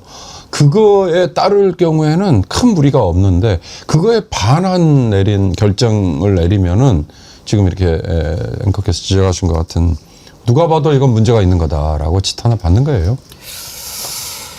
지금 이제 특검 내용 잠깐 좀 다뤄보죠. 윤석열에 대한 체포영장을 특검이 청구를 했는데 방금 발부가 됐네요. 발부됐습니까? 예, 또 갔어요, 제야지. 그거 우리 신유주 변호사님한테 발부될 것 같냐고 여쭤보려고 그랬는데 1분만 먼저 여쭤봤으면 100% 맞췄어요. 제가 맞추는지 안 맞추는지 보려고 그랬는데. 가만히 있어보지 그랬어요. 아니 발부 안 하면은 제가 갈라 그랬어요. 잡으러? 아니 잡으러는 아니에요. 아유. 윤석열 잡으러 같이 가야죠. 맞네요. 네, 발부 안 되면은 제가 진짜 한번 가보려고 그랬어요. 중앙지검에 영장 판사들 일 제대로 안 하십니까, 진짜?라고 하면서 한번 갈라 그랬더니 또 여기서 방송하라고 여기 앉혀주시네요. 발부됐군요. 네. 자, 그러면 이제 어떻게 됩니까? 이거 발부가 됐으면 체포영장을 들고 특검이 구치소로 직접 갑니까? 예, 특검이 직접 예. 그 영장 제시를 하러 예. 구치소에 간다고 하고요. 그리고 실제로 이제 부인을 하는 거, 체포하는데 부인을 하는 것 자체는 구치소의 역할이다라고 특검이 명백하게 밝혔거든요, 이 부분을. 그렇기 때문에 이제 구치소 교도관들이 이 부분에 대해서 윤석열 그냥 딱 잡고 나오면 됩니다. 딱 양쪽에서 팔 잡고 나오면 나오는 거예요. 뭐 윤석열이 뭐 거기서 발버둥 치면은 오히려 공무집행 방해입니다. 그거를 바로 현행범 체포하면 됩니다. 원래 그렇게 합니다. 원래 체포하려고 그러잖아요. 발버둥 치고 이거 막 상해 입히잖아요. 그리고 막 뭐 던지고 그러면은 특수 공무집행 방해까지 해가지고 어마어마하게 처벌됩니다. 그렇습니다. 그래서 경찰들이 딱 잡고 딱 제압하면은 더 이상은 뭐 발버둥 안 치고 제압 당하는 게 또 죄가 추가될까봐 못하는 거예요. 근데 이번에 체포영장 청구하고 발부하는 과정을 보면서 좀 의아했던 게 그 전에 이미 구속이 돼 있는 상태에서는 별도의 체포영장을 안 받아도 된다고 그때 그러지 않았나요? 인치명령이라는 게 있잖아요. 그거는 다른 혐의에 대한 구속영장입니다. 그래서 사실상 구속영장이 발부되어 있는 자들이 구치소에서 수감되어 있는 자들이 다른 혐의를 조사할 게 나와라고 하면 당연히 나가죠. 당연히 나가지 않겠습니까? 이미 이 혐의로 걸려 있는 게 있는데 다 임의로 나갑니다.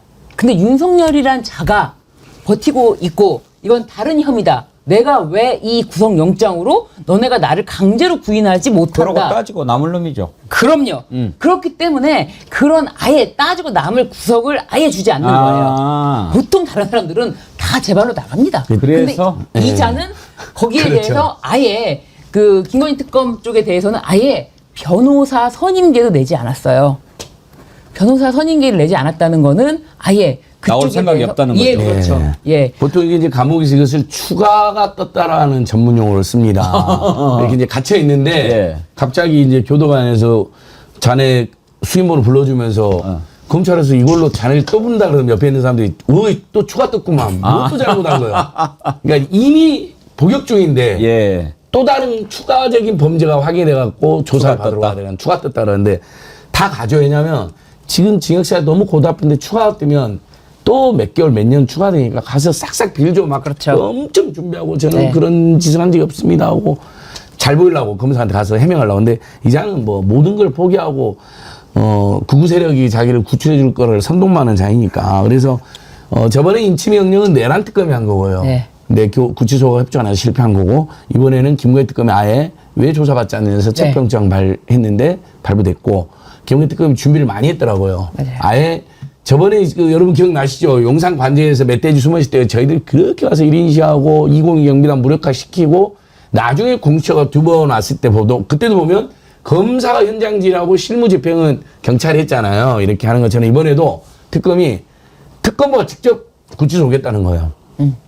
특검까지는 아니어도 그러니까 공수처장은 그때 안 왔잖아. 오동은 그때 그 산하 2인자 뭐 3인자 분들 왔잖아요. 이번에도 이제 2인자인 특검부가 직접 현장에 가서 총지휘를 하고 이제 실무집행은 구치소와 경찰분들이 협력해서 할 겁니다. 예.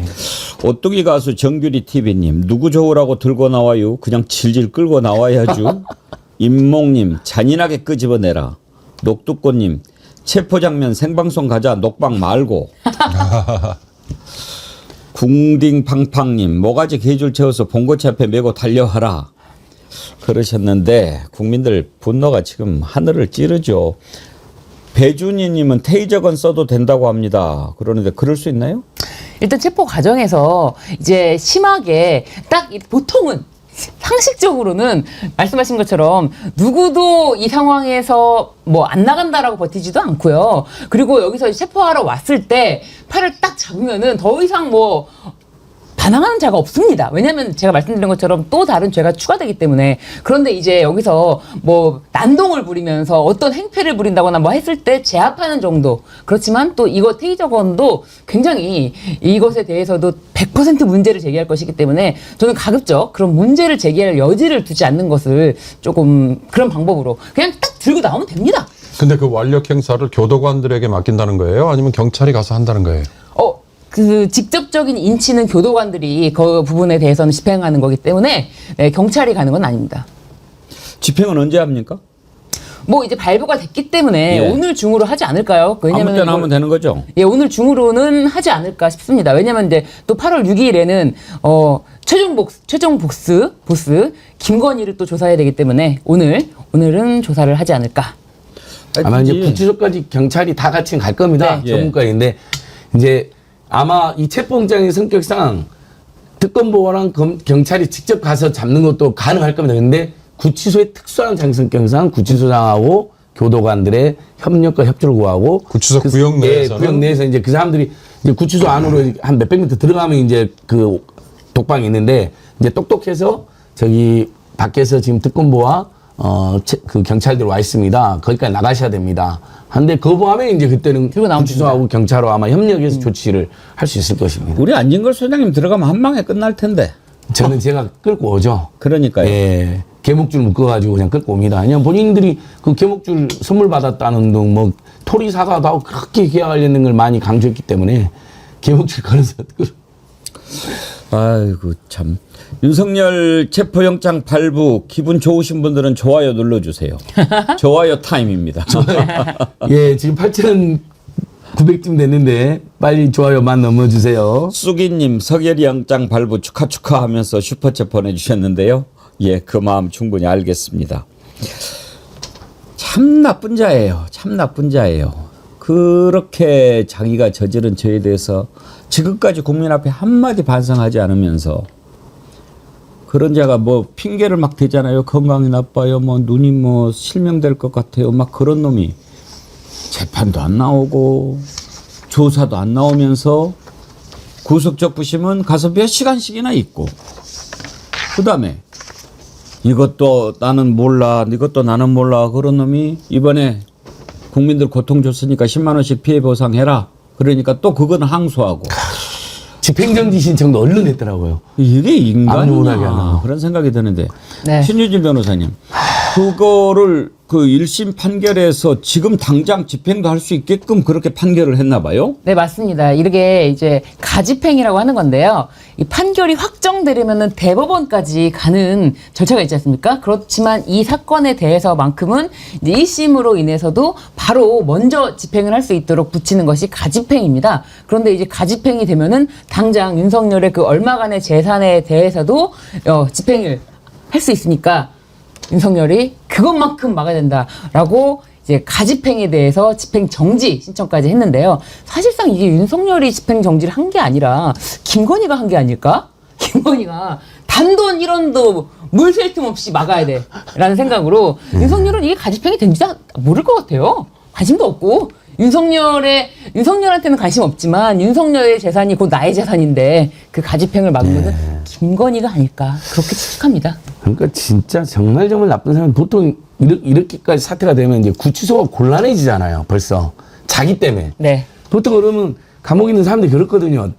내가 요거 듣는 건 괜찮은데 나 때문에 구치소의 직원들, 교도관들, 소장까지 막 물론 이제 소장도 그 행적이 굉장히 이상한 사람이긴 하더라. 그렇게 되면 보통 이랬거든요. 야, 내가 나갈게. 여러분들 다치는 거 보통 이렇지 않습니까? 그 정상적인 사람일 때 그러니까 이야기고요. 단 하나의 상식과 양심이 없는 자입니다. 수기님, 앵커님 너무 좋아서 한 번 더 쏩니다. 이제 그만 쏘세요. 최성화님은 은주 반장님 든든 최고 감사합니다 하면서 슈퍼챗 쏘셨는데 뭐가 최고가 감사한 일이 있으셨나요? 제가 그 내용은 모르겠는데요.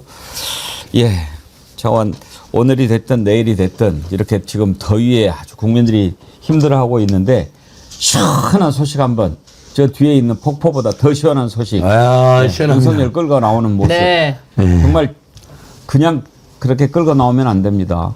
아주 가장 시원한 방법으로. 그리고 뭐 옷도 그대로 입게 하고 3617 번호 보이게 수갑 채워서 딱 끌고 나와야 됩니다. 법이 살아있음을, 정의가 살아있음을 국민 앞에 보여줘야죠. 그게 특검 할 일입니다. 제가 어저께 아침에 특검을 좀 혼을 냈더니 바로 알아듣고 이렇게. 정어리 TV 봤네요. 정어리 TV 보고 정신 차리고 바로 아니 체포영장 어제 청구하고. 성질나더라고요. 네. 뭐 체포영장을 청구 가능성. 뭐 검토하고 검토는 무슨 바로 체포해야죠. 예. 하나만 더 따져봅시다. 네.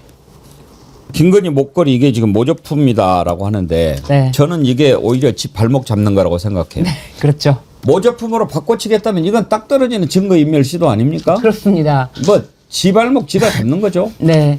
아니, 그러니까 사실 이제 MBC나 뭐 JTBC 주요 언론사에서는 그 김건희가 직접 최재형 목사에게 했던 말은 보도를 안 하고 있어요. 그 부분을 싹 빼고 대통령실에서 공식적으로 발표한 내용만 가지고 보도를 하고 있는데 김건희가 최재형 목사에게 직접 그 목걸이에 대해서 액세서리에 대해서 이야기를 한 게 있습니다. 들어봐야죠. 네. 네, 들어봅시다. 저는 악세사리 갖다 말씀드린 저 원래 악세사리를 원래 안 해요. 제 직업상 할 수가 없어요.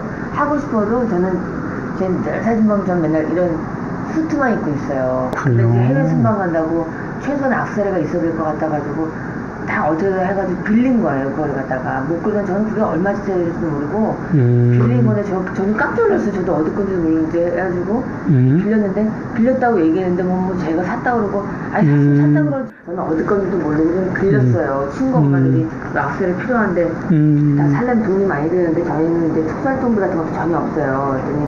그랬더니 특수활동비가 없어요? 10원도 없어요. 저 지금. 그건 말도 안 돼. 진짜 10원도 없어요. 진짜. 다 제가 제 돈으로 하는 거예요. 그래서 옷값이 더 비싸지도 않을 뿐더러 한국 소상공인한테 사는 거니까 전 다 이렇게 하고 있어요. 근데 우리 남편 월급 제가 지금 돈벌이가 없으니까 남편 월급 사고 제 원래 돈 사는 거니까 비싼 걸 살 수가 없어요. 여기서 친구 엄마들이 액세서리 하려면 비쌀 텐데 빌려줬다고 하잖아요. 그러면은 이게 결국에는 오빠의 장모님한테서 발견됐기 때문에 사실은 오빠가 아니라 친구였다. 네. 그리고 사실은 장모가 아니라 엄마였다. 그렇게 되는 건가요? 그러니까 이거는 뭐 가족의 비밀, 출생의 비밀이 밝혀지는 건가요? 친구 엄마들이 액세서리 살려면 비쌀 텐데 빌려줬다. 라고 본인의 육성으로 얘기한 게 있지 않습니까? 이거를 언론들이 안 쓰더라고요. 저는 이게 핵심이라 친구 엄마들이 빌려줬다. 친구 엄마들이 라고 했습니다. 네. 그런데 이제 와서 자기가 샀고 이거를 오빠에게 줬고 그게 어떻게 그 집에 갔는지는 모르겠고 말이 안 맞잖아요. 그리고 뭐 대통령실에 그렇게 해명은 자기가 본인이 직접 한 게 아니다라고 했는데 본인도 육성으로 얘기했잖아요. 인생 자체가 가짜고 예. 삶 자체가 거짓말인데 그중에서 어떤 것이 거짓말이고 뭐라고 이야기하는 게 무슨 의미가 있겠어요? 그러니까 하도 많은 거짓말 사이를 찾고 저희들도 말을 하면서 헷갈려 버려요. 일단은 저것은 모조품이라고 말하는 지금 하는 해명하고는 완전히 반대되는 거잖아요. 네. 어쨌든 고가를 빌렸다는 거잖아요. 그러면 그것은 빌린 것 자체도 무상으로 빌리는 것은 문제가 되거든요. 정치자금법상이나 기본법상으로. 그러니까 이미 다 저기서도 자백이 되어 있는 거거든요. 근데 김건희 특성상 전 절대 안 빌렸다고 봅니다. 빌리는 형식으로 해서 갈취했거나 아니면 뇌물로 받았겠죠. 아니 그리고 저는 이 말투에서 저는 이 말을 처음 들었을 때부터 굉장히 이상하다고 생각한 게 친구 엄마들이 이 친구 엄마들이라는 말을 처음 들어봤어요. 뭐 친구면 친구고 뭐 주변 엄마들이라고 하면 엄마들이지 친구 엄마들이 괴상한 말투를 쓰는구나. 초등학생들은 가끔 그렇게 쓰죠. 내 친구 엄마가. 그러니까요. 그런데 그 친구의 엄마라는 뜻도 아닌 것 같아요. 그냥 주변에 있는 엄마들이 뭐 이런 것 같아요. 제가 봤을 때 그렇게 생각이 드는데, 그리고 이 지금 목걸이를 하고 간 곳이 스페인 마드리드입니다. 2022년 마드리드에 6월 29일인가요? 마드리드에 갈 때 누구를 먼저 보냈냐면은 당시에 뭐 자생 한방병원의 그 딸이라고 하는 신모 씨를 먼저 가서 사전 답사를 시킵니다. 그렇게 사전 답사를 시킬 만큼 본인이 이제 잘 모르니까 가서 내가 뭐 어떻게 해야 될지 한번 봐라라고 사전 답사를 시킬 만큼 그렇게 준비했던 무대에 모조품을 하고 나갔다고요. 모조품을요. 말이 안 됩니다. 이거는 빌린 건데 모조품 얘기는 저 때는 안 나왔죠. 네, 그렇죠. 안 나왔죠. 저 때는 모조품이라고 안 얘기 안 그랬죠. 나왔죠. 네. 그리고 지금 또 하나 목걸이 뭐 테니스 목걸이인가? 네, 네, 이게 네. 지금 화제가 되고 있는데요. 네. 혹시 그 사진 볼 수 있습니까? 이게 테니스 목걸이가 무슨 뜻인가 하고 봤더니 그 유명한 테니스 선수 누구죠? 크리스 에버트인가요? 네, 크리스 에버트가 운동할 때 그 팔목에 이렇게 차고 하다가 끊어져 가지고 네. 저게 다 다이아몬드래요. 네. 와. 근데 그게 떨어져 가지고 이제 그때부터 테니스 목걸이 뭐 이렇게 지금 불린다는데 네. 저걸 다 이렇게 다이아몬드로 둘러서 한 거니까 저게 얼마나 비싼 거겠어요? 그러니까요. 얼마나 될까요? 가격을 상상할 수가 없고요. 사실 저 다이아몬드가 크기에 따라서 가격이 또 굉장히 다릅니다. 당연히 또 브랜드에 따라서 다릅니다. 근데 테니스 목걸이는 저 다이아몬드가 100개 정도 둘렸다고 하는데 그렇다면은 감히 저 브랜드도 뭐 제가 뭐 알 수가 아직 알려지지가 않아서 모르지만 뭐 글쎄요. 감히 상상할 수가 없다. 왜냐하면 또 같이 발견됐던 것이 이우환 화백의 그림 아닙니까? 예. 근데 그 이우환 화백의 그림이 뭐 From the Point인가요? 점으로부터라는 그 그림인데 뭐 경매가가 20억 상당한다고 하니까요. 저 다이아 목걸이도 얼마가 될지 저는 뭐 가늠이 안 됩니다. 그럼 반클리프인가 그 목걸이는 모조품이라고 쳐요. 저것도 발견이 됐다고 하는데 그러면 네. 저거는 뭐냐 이거죠. 그러니까요. 그러니까 거짓말을 하더라도 앞뒤가 좀 맞아야 되는데 여기서 거짓말 친 거 저기서 또 풍 터지면 또 그때 막아서 뭘 하라고 그냥 임기응변으로 대처를 하려고 그러는데 그러니까 그때 지금 빌렸다는 진품을 빌렸다는 의미겠죠. 그렇죠. 그다음에 특검에 내놓은 해명서에는 모조품이었다. 근데 또 뒤늦게 발견되는 거. 근데 왜 또 그게 발견된 게 오빠의 장모집이냐. 근데 이제 돌이켜 보면요, 윤석열 부부의 취임 후 첫 순방 때의 김건희의 모습. 그걸 담은 여러 이제 보도들이 언론 보도들이 있었는데 이때 언론 보도들이 김건희에 대한 막 여러 가지 칭송을 하면서요. 기억을 하실지 모르겠습니다만 5만 원짜리 우리 중소 업체가 만든 아주 검소한 치마를 입고 갔다. 이런 보도와 함께 그런데 옷의 상의에는 2천만 원짜리 무슨 티파니? 브로치, 네. 그다음에 목에는 6천만 원짜리 뭐 지금 얘기되는 뭐 무슨 반클리프 앤 반클리프 앤 아펠이라는 그 브랜드의 목걸이. 그런데 이것들이 당시에 7월 9일자였던 걸로 2022년 7월 9일자였던 걸로 제가 찾아보니까 나오는데요. 중앙일보의 어느 여성 논설위원이 재미있는 컬럼을 썼습니다. 이 김건희의 5만 원짜리 치마라는 거와 32만 원짜리 발찌도 또 화제가 됐나 봐요. 예, 거기에 이제 2천만 원짜리 브로치와 6천만 원짜리 목걸이까지 이 모든 것들이 오빠라는 김모의 작품이었다. 이걸 빌려와서 김건희한테 싹 치장을 해놓고 이걸 나중에 보니 일종의 이제 마케팅을 위해서 그런 거였나? 아니면 뭐였나? 점점점인데 이런 거를 공식적으로 보도를 자료를 낸 게 아니라 개인적인 친분이 있는 기자들에게 언론 플레이를 했다. 이제 이 조그만 컬럼이 나온 다음에요. 김건희의 오빠라는 자가 싹 사라져요. 이 보도 이후에. 그러니까 취임 이후에 얼마 안 됐을 때니까 자기들 내부에서는 이게 굉장히 뜨거라 했던 거였겠죠. 김건희 오빠라는 자가 막 설치다가 이제 그때 벌써 이 목걸이 뭐 이런 것들에 대한 이 문제가 싹 담겨 있었는데 그냥 사실은 언론이 다 잊은 거죠. 국민들도 잊은 거고.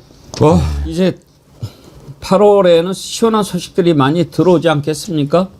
오늘은 일단 뭐 발부가 됐으니까 내일쯤 8월 첫날 윤석열이 싹 끄집어낼 거고 6일날 김건희 조사받자마자 뭐 바로 구속될 거고 뭐 좀 시원한 소식들이 들려오는 8월이 되기를 기대해 보겠습니다. 1부는 여기까지 하겠고요. 2부에서는 민주당의 서영교 의원님, 서영교의 나쁜 사람, 좋은 사람 여러분과 함께 하도록 하겠습니다. 나쁜 사람, 좋은 사람, 민주당의 서영교 의원님 오랜만에 오셨습니다. 어서 오세요. 안녕하세요. 서영교입니다. 오랜만에 뒷배경 뵌것 너무 같아요. 예쁘네요. 시원하죠? 네. 예, 뒤에 아주 바람도 살랑살랑 부는 예. 계곡에서 예. 계신 것 같습니다. 2주 전에 못 뵀는데 그때 예, 죄송합니다. 아니요, 뭐 한미 의원 연맹에서 가신 네. 거죠? 미국 예. 예. 어디 가신 거예요? 미국의 워싱턴. 예. 미국 워싱턴에 상원이 있고 하원이 있고 공화당 있고 민주당 있고 그리고 미 행정부 있고 그래서 국무부 상무부 다 만나서 관세 협상 예. 잘 해야 된다. 우리 처지는 이렇다. 미국이 너무 강하게 그러지 마라. 이런 얘기를 많이 만나서 했죠. 오늘 잘 타결된 것이 다 우리 서 의원님 덕택이군요. 제가 트럼프에게 좀 이야기했습니다. 아니, 통 크게 이야기했습니다. 예. 아니, 트럼프 대통령 우리 힘들어요. 그러지 말고 한미 의원 동맹 우리 확실하지 않아요? 우리는 미국을 좋아해요. 그런데 우리 경제 힘들게 하지 말고 서로 윈윈했으면 좋겠어요. 이렇게 전해달라고 예. 미국의 공화당 상원들 그리고 미국의 공화당 하원들 그리고 미국의 민주당 상원 하원들 그리고 우리나라로 치면 미 상무부인데요. 이 관세를 담당하는 산자부나 그 다음에 이런 기재부 여기를 같이 하는 상무부 그리고 우리 외교를 담당하는 국무부 이렇게 쫙 만났습니다. 다 해서 한 30명 정도 만났습니다. 의원 외교가 중요하죠. 바로 그렇습니다. 그런 점들이 다 충분히 또 행정부 차원에서는 논의하기 힘든 것들을 더 자유롭게 얘기할 수 있는 거니까요. 오늘 그 협상 발표한 거 예. 서 의원님은 몇 점 정도 주시겠어요? 우리나라 대표부에게는 잘했다라고 얘기하고 싶어요. 예. 그런데 미국 트럼프 대통령한테는 서운하다 이렇게 하고 싶죠. 어떤 예. 점이요?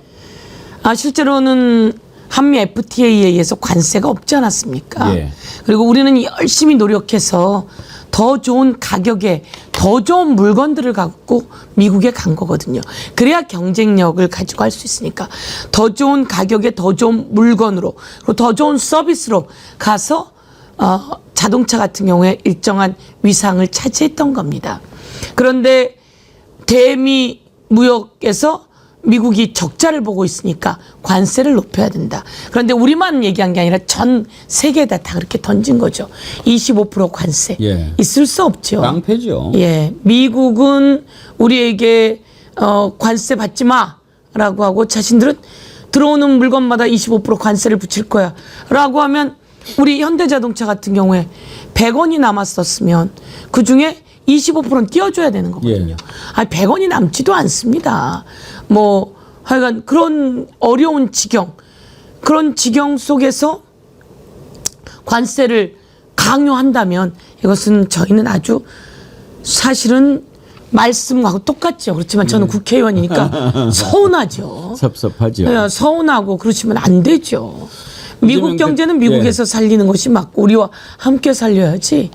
예. 이재명 대통령도 이렇게 뭐 이제 만족스럽지는 않지만 일단 선방했다 이런 느낌으로 입장을 밝히는 한 곱이 것 넘겼다 같습니다. 그렇게 한 곱이 얘기하셨죠. 넘겼다 예. 그런데 일단 2주 정도 있다가 또 한미 정상회담 한다는 거 아닙니까? 그렇습니다. 그때 이렇게 딱 깔끔하게 이렇게 정리를 하는 겁니까?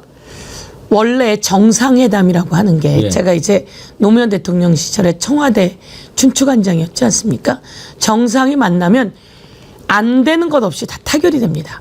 왜 그러냐면 그 전에 서로 밑에서 국방부는 국방부대로, 외교부는 외교부대로, 산업부는 산업부대로 쫙 협상을 해놓고 있기 그렇죠. 때문입니다. 그래서 쫙 안 풀리던 실타래까지 협상하고 마지막에 이제 정상이 만나니까 최고로 안 풀렸던 실타래가 풀리는 이런 일을 하자고 정상회담을 하는 거거든요. 그냥 어이 만나 이런 정상회담이 아니라 중요한 과정이기 때문에 지금까지 관세 협상했던 거 이런 것 속에서 혹시 안 풀리던 거 있거나 아니면 좀 더 나은 환경을 만들기 위해서 트럼프가 선물로 또 쥐고 있을 수도 있겠다 이렇게 생각은 하는데 이재명 대통령과 만나서 또 좀 더 나은 환경이 있다면 만들어가면 좋을 것 같습니다. 근데 이제 트럼프가 전과가 있지 않습니까? 원래 지금 말씀하신 대로 정상회담이라고 하면 그 전에 다 이렇게 어레인지가 끝나고 딱 이렇게 악수하고 서명하고 이렇게 하는 어떤 쇼인데 대표적인 게 김정은이 하노이에서 만났을 때 빈손으로 돌아오게 돼버렸지 않습니까? 김정은은 다 된 걸로 알고 갔다가 뒤통수 맞은 거 아니겠습니까? 그런 전과가 있는 트럼프라서 또 이번에 가가지고 무슨 또 엉뚱한 소리를 한다거나 이제 또 뭐 방위비 가지고 또 막 뭐 이야기하지 않을까 이런 걱정을 우리가 안 할 수가 없어요. 안 할 수가 없습니다. 안 할 수가 없고 저희가 미국에 가서 공화당 의원들을 만났습니다. 저희도 한미의원연맹으로 여야가 다 같이 갔기 때문에 그쪽에 가서 공화당 의원들 먼저 만났습니다. 사실 왜냐하면 트럼프하고 가까운 사람들이니까 공화당 중에 상원들 많이 만났습니다. 트럼프랑 가깝다고 하는 사람들, 트럼프랑 가깝다고 하는 사람들에게 만났는데 그쪽 의원이 그렇게 이야기합니다. 저희는 한국 입장 다 이해합니다. 한국의 현대가 와서, 한국의 삼성이 와서, 한국의 LG가 와서 우리 자기가 상원으로 있는 그 지역구 그 얼마나 좋아졌는지 모릅니다. 너무너무 고마워합니다. 그리고 조지아주 같은 경우에는 신이 현대를 우리에게 내려보내셨군요. 왜? 바이든이 있을 때 현대 보고 이야기합니다. 미국에 와서 현대차를 생산하게 되면 전기차를 생산하면 한 대당 1,000만 원씩 줄게. 이게 바이든의 IRA란 말이에요. 미국에서 미국을 유리하게 생산하게 한다면 우리가 지원금을 줄게. 그렇게 되면 조지아주에 있는 사람들이 다 현대에 와서 일자리 합니다. 일자리 창출되고 경제 살아나고 그러니까 그렇게 좋은 게 없다. 그래서 현대가 가서 투자를 한 거예요. 근데 바이든이 바뀌니까 투자는 끊겨버렸고 거기다 그거는커녕 국내에서 배터리를 갖고 오면 거기다 25% 관세를 매기다 이렇게 된 거죠. 예. 그러니까 미국에 있는 공화당 사람들도 저희 사실 잘 이해 못하겠어요. 그리고 미안합니다. 와서 우리랑 잘해줘서 우리가 이렇게 좋아졌는데 우리가 더 잘해주지는 못할 망정 미안합니다. 이런 상황입니다. 그래서 저희가 이야기했습니다. 트럼프에게 가서 꼭 전해주세요. 우리는 동맹 아닙니까? 우리는 미국을 좋아합니다. 그리고 미국이 우리 경제가 살아야 미국도 살아납니다. 그리고 우리 경제가 살아야 미국에 일자리도 생깁니다. 이렇게 꼭 전달해 주십시오. 라고 했더니 미국에 있는 그 의원이 공화당 의원이 내일 트럼프를 만나니까 좀 적어주세요. 그럼 내가 가서 읽어드릴게요. 이렇게 이야기하더라고요. 그래서 저희들이 그거 쭉 정리해서 적어줬습니다. 그리고 읽어줬을 거라고 저희는 생각하고요. 그 다음도 저희가 작업을 했는데 많은 사람들이 제가 직접 얘기했습니다. 그렇게 그러면 가서 꼭 이야기 전하겠다라고도 얘기했고요. 그래서 그런 게 저희들은 영향을 조금 미쳤을 수 있다라고 생각하고 이번에 이재명 대통령이 가시기 전까지도 마저 또 통큰 협상이 좀 필요하다. 그렇지만 트럼프 대통령이 언제 어떻게 훅 바뀔지 모릅니다. 그러니까요. 농산물 시장 개방 관련해 가지고는 어떤 조금 헷갈리는 부분이 있어요. 트럼프가 뭐 전면 개방이다 이렇게 이야기를 했는데 우리는 쌀하고 소고기 시장은 추가 개방 안 하기로 했지 않습니까? 우리 정부 말을 믿어야죠. 당연하죠. 그 트럼프 같은 경우에는 아직 이제 구체적인 협상들도 있지만 먼저 자기가 자기 소셜 미디어에 올린 거 아니겠습니까? 자기의 이야기를 하고 가름말을 타버리려고 하긴 하겠지만 약속한 것들은 지켜야 될 겁니다. 그리고 우리에게 최소한의 마지노선 정도는 트럼프도 양보해야 되는 거죠. 그렇죠. 그러니까 하도 거치니까. 거칩니다. 거치니까 참 우리같이 점잖은 사람들이 상대가 좀 힘든데. 제가 보기엔 거치니까 저희가 적극적으로 편지도 좀 보내고 예. 메시지도 보내고 예. 소셜 미디어 통해서 좀 멋지게 어이 동맹 우리는 한미 동맹 우리 경기가 살아야 미국도 삽니다. 뭐 이렇게 좀 해나가는 것도 좋을 것 같다는 생각이 요번 다녀오면서 들었어요. 정말 트럼프한테 동맹의 가치는 뭐라고 생각하는지 한번 묻고 싶어요. 아마 우리뿐이겠습니까? 지금 뭐 이스라엘 빼놓고는 과연 어떤 나라가 좀 미국을 우리가 의지할 만한 동맹 국가로 생각하는가 상당히 좀 헷갈릴 겁니다. 헷갈립니다. 예. 다 헷갈립니다. 그리고 다 너무하다 이렇게 생각하는 게 너무하죠. 맞죠. 미국에서 많은 사람들 만났는데요. 공화당은 그렇게 이야기하고 그리고 미국에 있는 연구소라든지 뭐 그 브루킹스 뭐 이런 연구소들 다 만났는데 다 그렇게 얘기합니다. 미국이 앞으로 어떻게 될지 사실 불안하다. 불안하고 어떤 정책이 어떻게 하루아침에 바뀔지 모른다. 그렇지만 예측 가능해야 되는 거 아니냐. 그리고 미국의 관세가 오르면 물품 가격이 오를 수밖에 없을 겁니다. 그렇게 되면 인플레가 나올 텐데 그럼 미국이 어려워질 수 있다. 이런 얘기들을 많이 하더라고요. 예. 예. 알겠습니다. 그래도 우리가 참 선방했다 이렇게. 좋은 거 하나 말씀드릴 수 예. 있습니다. 미국의 조선 사업입니다. 예. 미국의 항공모함이라든지 이런 건 미국에서 다 만들죠. 미국 기술이 최고입니다. 그런데 일반 상선이라든지 조선과 관련해서는 미국의 그 조선 사업이 약합니다. 그런데 미국에서 그런 조선 사업회 이런 것을 미국 안에서 만들게 되어 있습니다. 다른 데서 만들지 못하게 법으로 되어 있습니다. 그것을 일정 부분 동맹국이 함께 만들 수 있게 법을 개정하자 이런 목소리가 있습니다. 그리고 저희가 만난 미국 공화당 의원 중에 예. 이 쉽빌딩 예. 배를 건조하는 사업 같은 경우에 미국 안에서 지금 이 사업이 산업이 약하기 때문에 미국이 지난해에 배 2개를 건조했다면 중국이 몇 개를 건조했다 그러더라. 엄청납니다. 예. 그런데 대한민국도 조선 사업이 세계 1위라고 하지 않습니까? 중국이 1위고 우리가 2위인 걸로 알고 있어요. 우리가 1위를 달려가려고 하고 있지 예. 않습니까? 그런 상황이기 때문에 미국에서는 대한민국과 조선 사업을 같이 하자. 그래서 조선 사업이 대한민국에 투자하면 대한민국의 조선 사업도 일어날 것이고 그래서 이 대미 투자 3,500불 정도 중에 그 조선업 투자가 들어 있습니다. 1,500불 예. 정도. 그것은 이번이 위기이기도 하고 좋은 기회이기도 할 그렇죠. 것이며 예, 그 동맹에게는 조선업 같은 경우에 쉽빌딩을 열어놓자 이런 법안이 만들어졌고 이게 통과될 수 있는 상황인 것 같습니다. 사실 지금 3,500억 달러라고 하는 게 미국한테 갖다 바치는 돈이 아니지 않습니까? 투자하는 거죠. 그러니까 우리가 더 많이 벌어들이면 되는 건데 트럼프 입장에서는 일단 제조업 강화해야 자기 이제 지지율도 올라갈 거고 그러니까 저렇게 목매달리고 하는 거 아니겠습니까? 그렇습니다. 우리가 이제 투자를 잘해서 성과를 거두면 서로 네. 좋은 거죠, 뭐. 맞습니다. 현대자동차 같은 경우에 조지아주에 갔는데요, 저희가. 조지아주에 이제 주의 상원 하원 의원이 있습니다. 그 주 자체가 900만이기 때문에 거기 상원이 50여 명, 하원이 180여 명입니다. 그중에 우리 한국을 좋아하는 상원 의원들 한 10명 정도 만났고 한국에 거기 국제 로스쿨 미국 로스쿨에서 변호사인 분도 상원 의원 중에 네. 그분은 하원 의원이다. 한 명이더라고요. 트럼프 쪽이랑 가깝다 그러더라고요. 그런 분들과 만났는데 자기네가 조지아주에 현대가 와서 신이 현대를 우리에게 주셨구나 이렇게 말할 만큼 현대에 대한 애정이 있습니다. 그러면서 트럼프 대통령이 예측 가능해야 된다. 그런 얘기를 서슴없이 얘기하더라고요. 자기네가 트럼프랑 가까우니까 꼭 말 전달하겠다.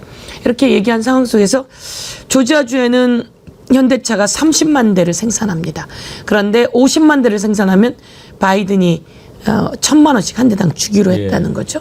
그렇게 되면 근데 이번에는 그게 끊기고 관세까지 붙으니까 아주 문을 닫게 된 상황이죠. 그렇지만 그 안에서 이 현대자동차가 아주 잘하고 있습니다. 아주 잘하고 있어서 저희가 조지아주에서 이렇게 좀 지원해줘라. 그래서 그런 것도 한번 검토해보겠다.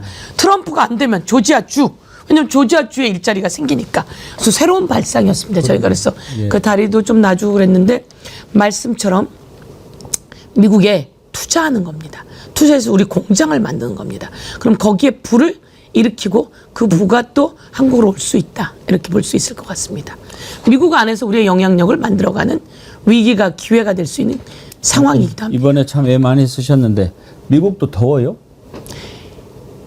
우리보다 안 덥습니다. 아이고 참. 미국은 예. 조지아주 같은 게 26도예요. 아이고야. 그래서 바람도 좀 불고 그러더라고요. 근데 우리가 오시기 싫었겠네. 떠나올 때 거긴 딱 하루 머물렀는데요. 예. 떠나올 때 한 32도 정도로 되는 상황이긴 했는데 어쨌든 좀 걱정은 그렇습니다. 우리가 많은 투자를 미국에 하게 되면 한국에서 차를 생산해서 미국으로 보냈잖아요. 예. 근데 한국에서 생산한 차가 미국으로 갈 때 관세가 15%가 이제 붙게 되는 거죠. 그렇기 때문에 한국에서 생산을 꺼리게 된단 말입니다. 그래서 우리는 한국에서 생산하면 지원해 줄 수 있는 방안을 또 알아보는 것도 필요하다. 그렇죠. 예. 예. 그게 좋은 정치인 것 같습니다. 알겠습니다. 오늘 많이 배우고 왔습니다. 또 미국에 가신 것도 궁금했는데 마침 네. 오늘 관세 협상 네. 타결이 돼서 네. 여쭤보게 됐습니다. 다음으로 넘어가죠. 네. 윤석열이 체포영장이 발부가 됐습니다. 네. 발부될까 했는데 방금 전에 속보가 떴는데 그럼 네. 이제 집행해야죠. 집행해야죠. 어떻게 집행하면 좋겠습니까? 윤석열이 미안합니다 그러고 나와야죠. 제일 좋은 건 사람들이 그런 얘기 하더라고요. 관저에 있을 때 예. 내란범 체포하러 들어갔더니 예. 체포 안 당하겠다고 그렇게 발버둥을 치고 온갖 범죄를 일으켜서 범죄 가중처벌되지 않았습니까? 총이라도 들어라 라고 하는 특수공무 집행 방해 그리고 그 사이에 비아폰 기록 삭제해라 라고 해서 증거인멸해체 등 여러 가지 제가 추가가 됐어요. 그렇게 안 들어가겠다고 난리를 치더니 이제 감옥에 들어가서는 안 나오겠다고 그렇게 발버둥을 치니 참 법꾸라지 약간 너무 초라하다 이런 얘기를 하고 있는데요. 게을른 것 같아요. 한 가지 게으른 거죠. 그래서 법꾸라지가 그 발버둥 치는 모습이 구차합니다. 구차한데 이제 구치소에서는 어떻게 하기가 어려운 상황이라고 한 거 아닙니까? 그래서 저희들이 법사위에서 그 부분에 대해서 나와야 하는 피의자 그것도 내란범이다. 법꾸라지이다. 정확하게 구치소가 검찰이 특검이 수사하겠다고 하면 인신을 데려다 주는 게 맞다. 이렇게 저희들이 법사위에서 다시 열어서 틀을 만들어 놓으려고 하고 있고요. 지금 이제 체포영장이 발부되었으니 체포영장이 발부된 상황 속에서는 수사관들이 특검이 그 체포영장 집행을 해야 합니다. 그래서 수사관들이 집행을 해야 되고요. 그래서 수사관들은 제가 그 부분은 체크했는데요. 수사관들이 아주 훈련된 수사관들이기 때문에 들어가서 윤석열의 인신을 데리고 나오게 될 거다. 체포해서 수사를 받게 할 거다. 이렇게 생각하고 있습니다. 법적으로는 어떻게 됩니까? 지난번에 내란 특검이 서울구치소에 인치 지휘를 하지 않았습니까? 그렇습니다. 그것도 이제 결국 구인을 해와라라고 하는 건데 인치 지휘를 하는 것과 체포 영장을 가지고 가는 게 법적으로 차이가 있습니까? 인치 지휘에서는 교도소, 구치소 안에서 그들이 이런저런 이유를 달고 하지 않으면 아주 강제할 힘이 없어서 아마 인치 지휘가 완전히 안 되었다고 저는 보고 있습니다. 예, 그래서 이게 이제 판례로 나와 있는데요. 그래서 이럴 땐 체포영장을 발부하자. 이게 판례로 되어 있습니다. 그래서 그러면 안에서 나오지 못하고 거부하고 계속 그러면 강제로 되지 않을 때는 체포영장을 발부하고 체포영장을 집행한다. 이렇게 판례로 되어 있어서 그 판례로 지금 그 수사관들이 그 일을 하게 될 겁니다. 그리고 저희가 체포하게 되면 체포해서 데리고 나올 수 있지 않습니까? 예. 그 관저에 있을 때 체포해서 데리고 나오듯이 이것도 마찬가지로 그런 형태가 될 것이다. 이렇게 제가 확인했습니다. 이자가 이제 끌려 나와서 조사를 받을 때 묵비권을 행사하든 안 하든 그건 그때 문제고 그렇습니다. 일단은 끄집어내야지요. 그럼요. 근데 지금 내란죄하고 다르다고 그러더라고요. 내란 특검은 이미 한번 뭐 그 전에 관련된 조사도 있었고 뭐 그렇게 되기 때문에 이제 더 조사를 안 해도 기소하는데 문제가 없지만 김건희 특검 같은 경우에는 지금 관련된 조사를 윤석열한테 한 번도 못 받았지 않습니까? 네, 그렇습니다. 못하지 않았습니까? 그런 상황에서 바로 이렇게 기소를 하는 것은 불가능하다고 그러더라고요. 네. 우선 최선을 다해서 수사를 하고 예. 또 그다음에 방법이 있습니다. 예, 그다음에 방법이 있고 그리고 수사를 안 하면 기소를 못 한다? 그렇지 않습니다. 저희들 예를 들면 그 정치인들 중에서도 지난번에 그 어떤 정치인이 소환했는데 안 나갔습니다. 네. 계속 안 나가서 바로 구속되고 기소되었습니다. 예. 조사 안 해도? 네, 저는 그렇게 알고 있습니다. 네. 아니 왜냐하면 주변에 그 정황들이 많지 않습니까? 그 윤석열을 수사하는 내용이 뭐죠? 지금 공천 개입입니다. 예. 우선 공천 개입에서 김건희가 공천에 개입한 거 아닙니까? 그 공천에 개입하는데 김건희가 공천을 지시한 자가 윤석열이잖아요. 윤석열은 대통령이고 당선인입니다. 당선인이 공천에 개입하는 건 불법입니다. 공천에 개입해서 김영선 공천을 윤상현에게 지시하지 않았습니까? 윤상현에게 지시했는데 윤상현은 또 비서실장으로부터 전화 받았지? 라고 하는 내용의 전화를 들었다라고 했으니 자기 비서실장에게도 지시했고 윤상현에게도 지시한 거 아니겠습니까? 이런 내용이 다른 자들을 통해서 다 진술이 되고 증거가 확보되고 있지 않습니까? 그렇기 때문에 그런 것으로 충분히 저는 범죄로 기소할 수 있다 이렇게 생각하고 있습니다. 그렇죠. 뭘 더 설명을 한들 무슨 필요가 있겠습니까만은 이런 이유를 대고 저런 이유를 대고 막 빠져나가려고 하니까 아이고 그리고 사람이 좀 악랄하고 가증스러워요.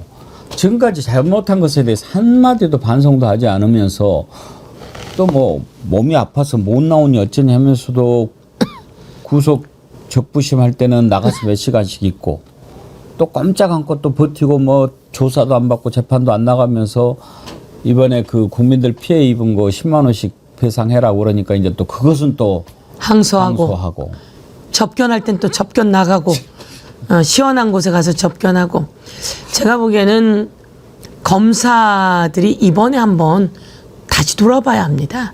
자신들이 취해법권이라고 생각한 거죠. 예. 자신들이 손대면 모두 다 할 수 있다고 생각했고 함부로 불법을 행했던 거죠.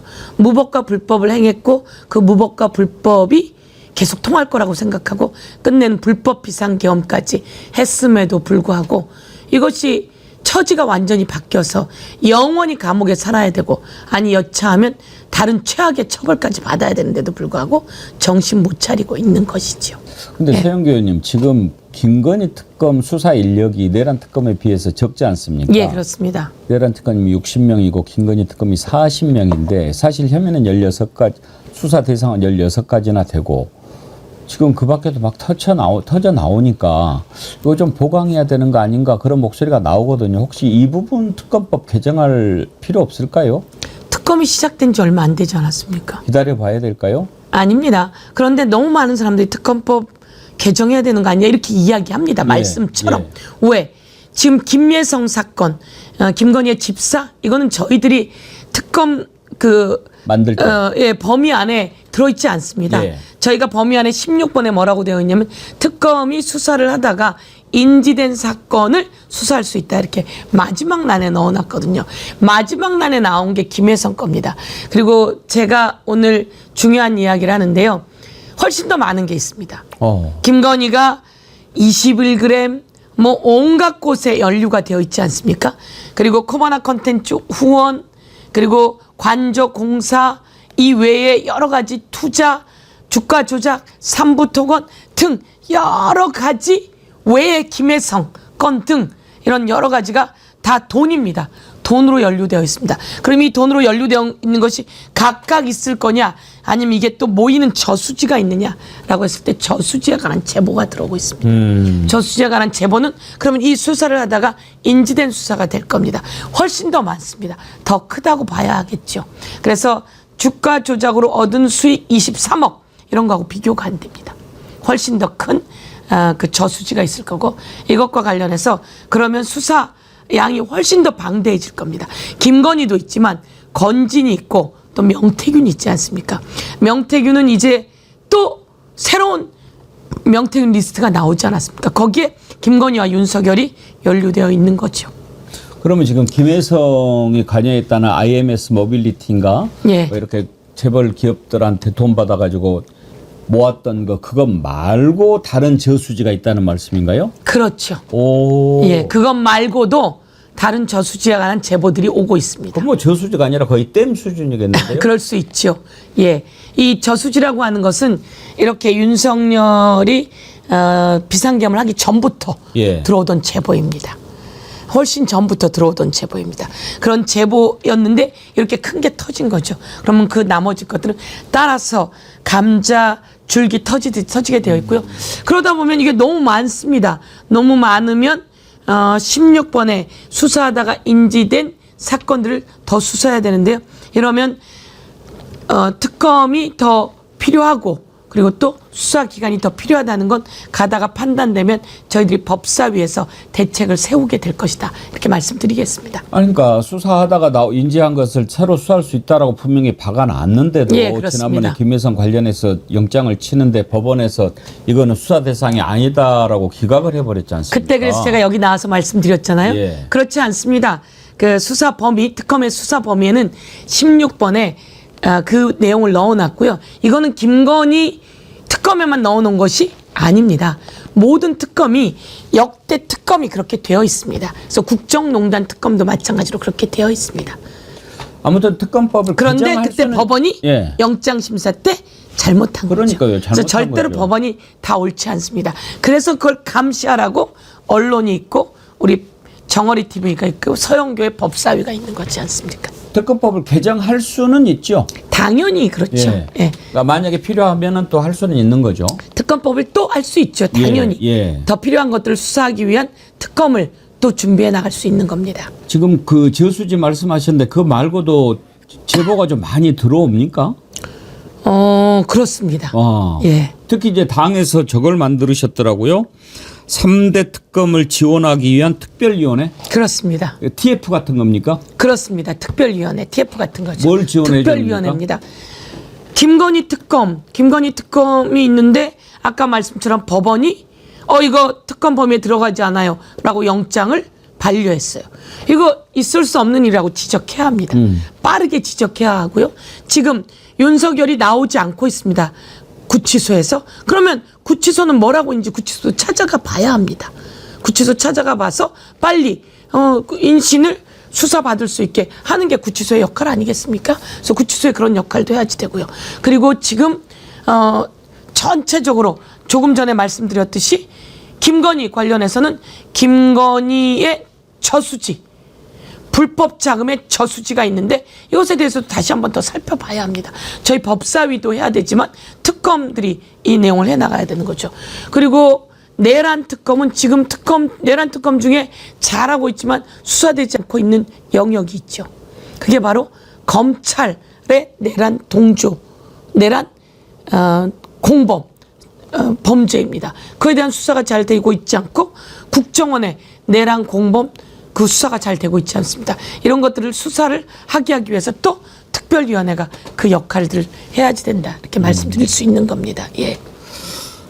여러 가지를 할 겁니다. 지원이라고 하니까 일단 뭐 특검이 하는 것을 일단 지켜보면서 또 필요한 것 있으면은 법률적이나 이런 것이나 이런 걸 한번 들여다본다, 이렇게 이해하면 되겠습니까? 그냥 보면서 지원이 아니고요. 여기는 특검이 하지 못하는 수없이 많은 범죄가 또 있을 것이고요. 그런 것들을 다 찾아나가고 그런 것을 다시 제기할 것들은 제기하고, 지금 수사에 저항이 있습니다. 내란 범들의 저항이 있지 않습니까? 내란 범들의 저항을 막고, 그리고 그 저항을 뚫어서 처벌하게 해나가는 일이고요. 특히 국회의원들이 계속 내란에 동조하고 있지 않습니까? 전환길과 함께 윤 어게인에 간 국회의원차들, 그리고 전환길이 윤 어게인을 외치고 있는 여러 가지, 그리고 공수처에 가 있는 내용들, 이런 것들이 제대로 수사되고 있지 않은 것에 대해서 수사를 촉구하고 그리고 그것을 세상에 알려나가는 거죠. 아직 초반이기는 합니다만 지금 서 의원님께서 보시기에 3대 특검 잘하고 있다고 보십니까? 잘하고 있습니다. 잘하고 있고요. 제가 윤석열, 김건희 이 안에서 하나 더 김건희 특검에서 하나 좀 공청 개입이 있는데요. 예. 예화랑이 있습니다. 예화랑. 유사선거사무소. 예. 유사선거사무소는 윤석열의 선거법 위반은, 원래 선거법 위반은 6개월입니다. 공소시효가. 근데 윤석열이 대통령이 되면서 소추의 대상이 되었지 않아서 멈춰 있었습니다. 근데 이 공소시효가 며칠 안 남았습니다. 빨리 예화랑 건, 그리고 공천 개입, 그리고 선거법 위반 건은 빨리 먼저 기소하는 게 필요하다. 이렇게 요청드리고 싶습니다. 예. 혹시 그러면 지금 잘한 것 같다라고 칭찬하셨는데 3대 특검 중에서 지금까지 보신 것 중에 가장 잘했다, 이것은 좀 칭찬해주고 싶은 사람이나 행보나 뭐 이런 게 있다면 뭡니까? 예, 윤석열이 직위원회에 의해서 구속 취소되지 않았습니까? 예. 사법부가 그럴 줄 누가 알았습니까?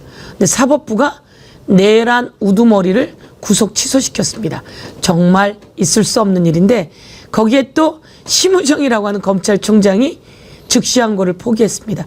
대한민국이 윤석열 사단으로 똘똘 뭉쳐있고 내란 공범으로 똘똘 뭉쳐있습니다. 그래서 윤석열이 세상을 반바지 입고 할부하고 다니고, 그리고 자기가 이겼다라고 할 때 국민들이 정말 고통스러웠습니다. 그런데 조은석 특검이 윤석열을 바로 체포영장 발부해서 재구속시켰습니다. 그래서 윤석열이 이제 영원히 구치소에서 못 나오게 묶어두고 있습니다. 전 단연 윤석열의 재구속, 조은석 특검의 재구속이 저희들에게는 마음의 부담을 싹 털어주었다. 시원했다. 그래서 이번에는 윤석열에 대한 내란 관련해서 철저히 모든 걸 규명해 나간 일을 해줬으면 좋겠다. 이렇게 생각합니다. 그걸 제일 잘했다. 예. 예. 지금 눈에 보이는 범죄들은 다 잘하고 있지만 윤석열의 범죄에 누가 같이 가담했을까요? 검찰입니다. 검찰에 가담한 자들을 다 일일이 찾아낼 것을 촉구합니다. 근데요, 이제 참 특검 잘하는 것 같은데 검찰 인사도 했지 않습니까? 네. 근데 이제 일부에서 법무부 차관, 대검 차장 이런 사람들이 다 윤석열 때 열심히 했던 친윤계로 분류가 되는데 왜 이런 사람들을 그렇게 요직에다 앉혀두지 하고 걱정하는 사람들이 많은 건 알고 계시죠? 그럼요. 왜 그렇게 했을까요? 우선 대통령께서 여러 가지를 다 살폈다고 보고 있습니다.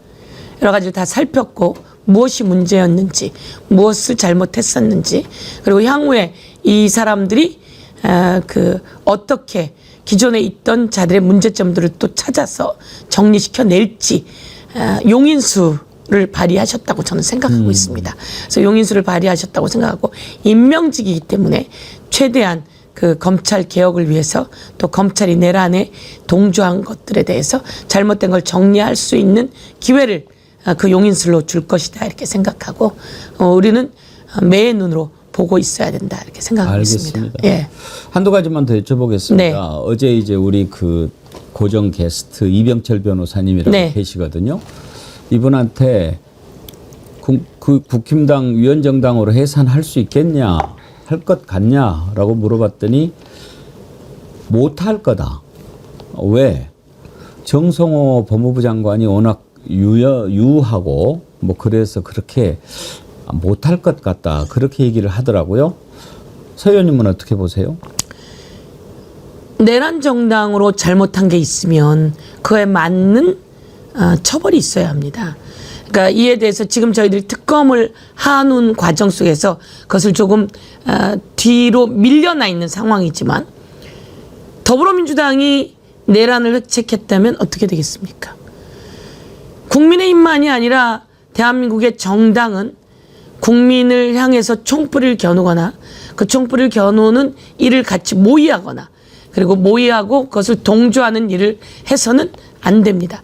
그러면 정당으로서의 존재 기반이 없는 겁니다. 그럼 그것에 맞춰서 처벌해 나가는 것이 맞습니다.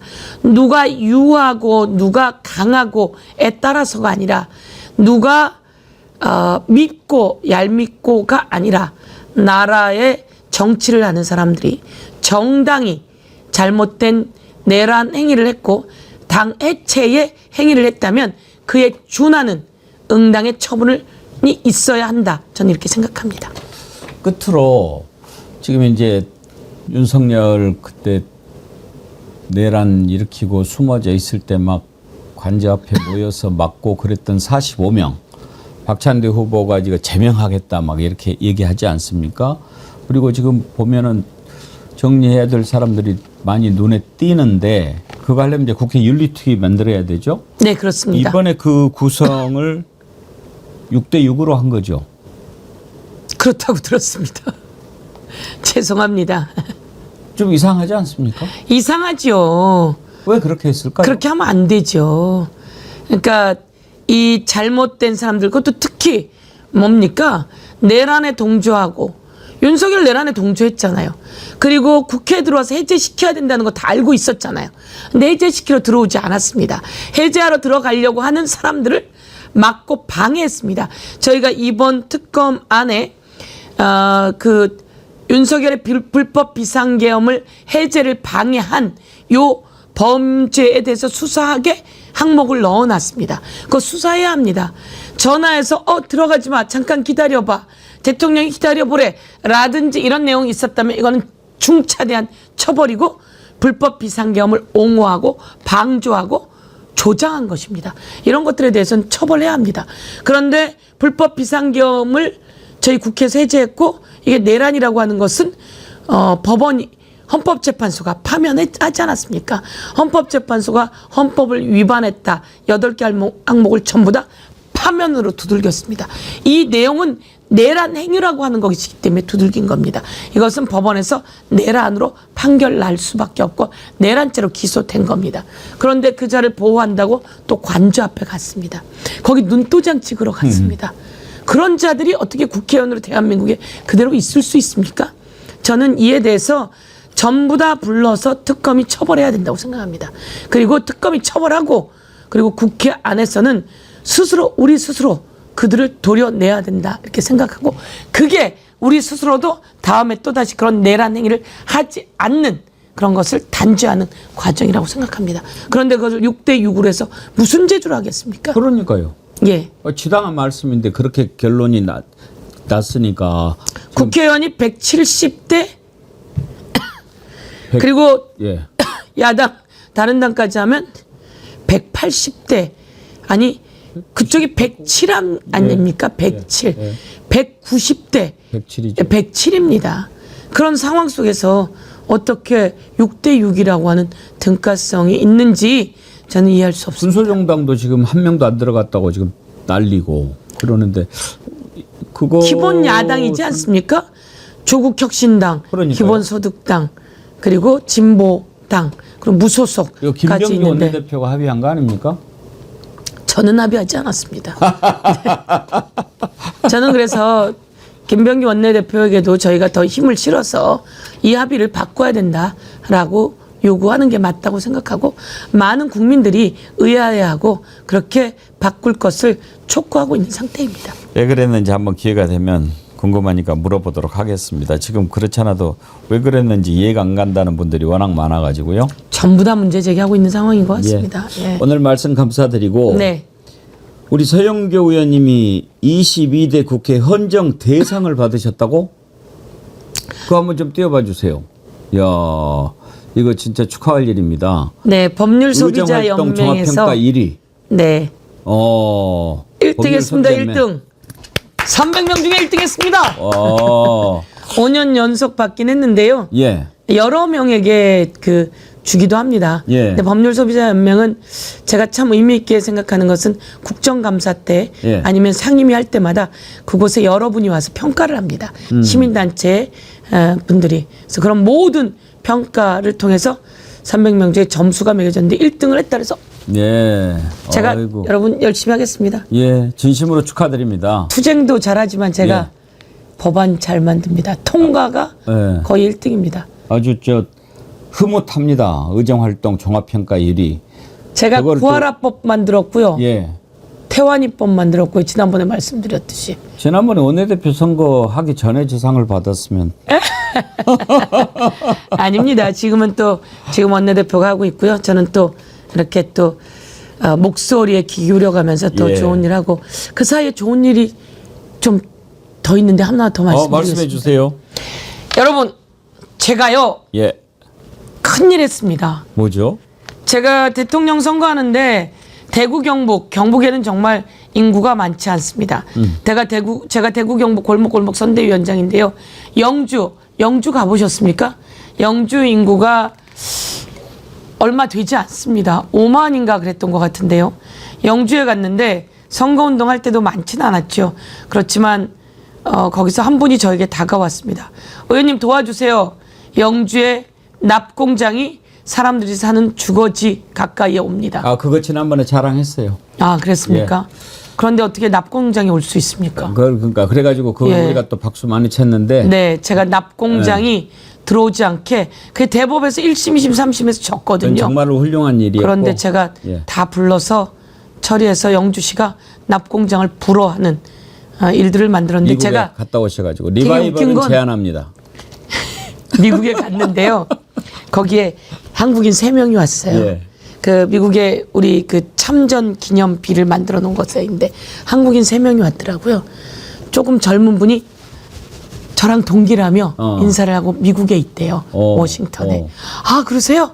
그리고 인사를 하는데 저기 두 분은 약간 우리랑 달라요. 그러는데 두 분이 이제 미국에 동생 집에 온 거죠.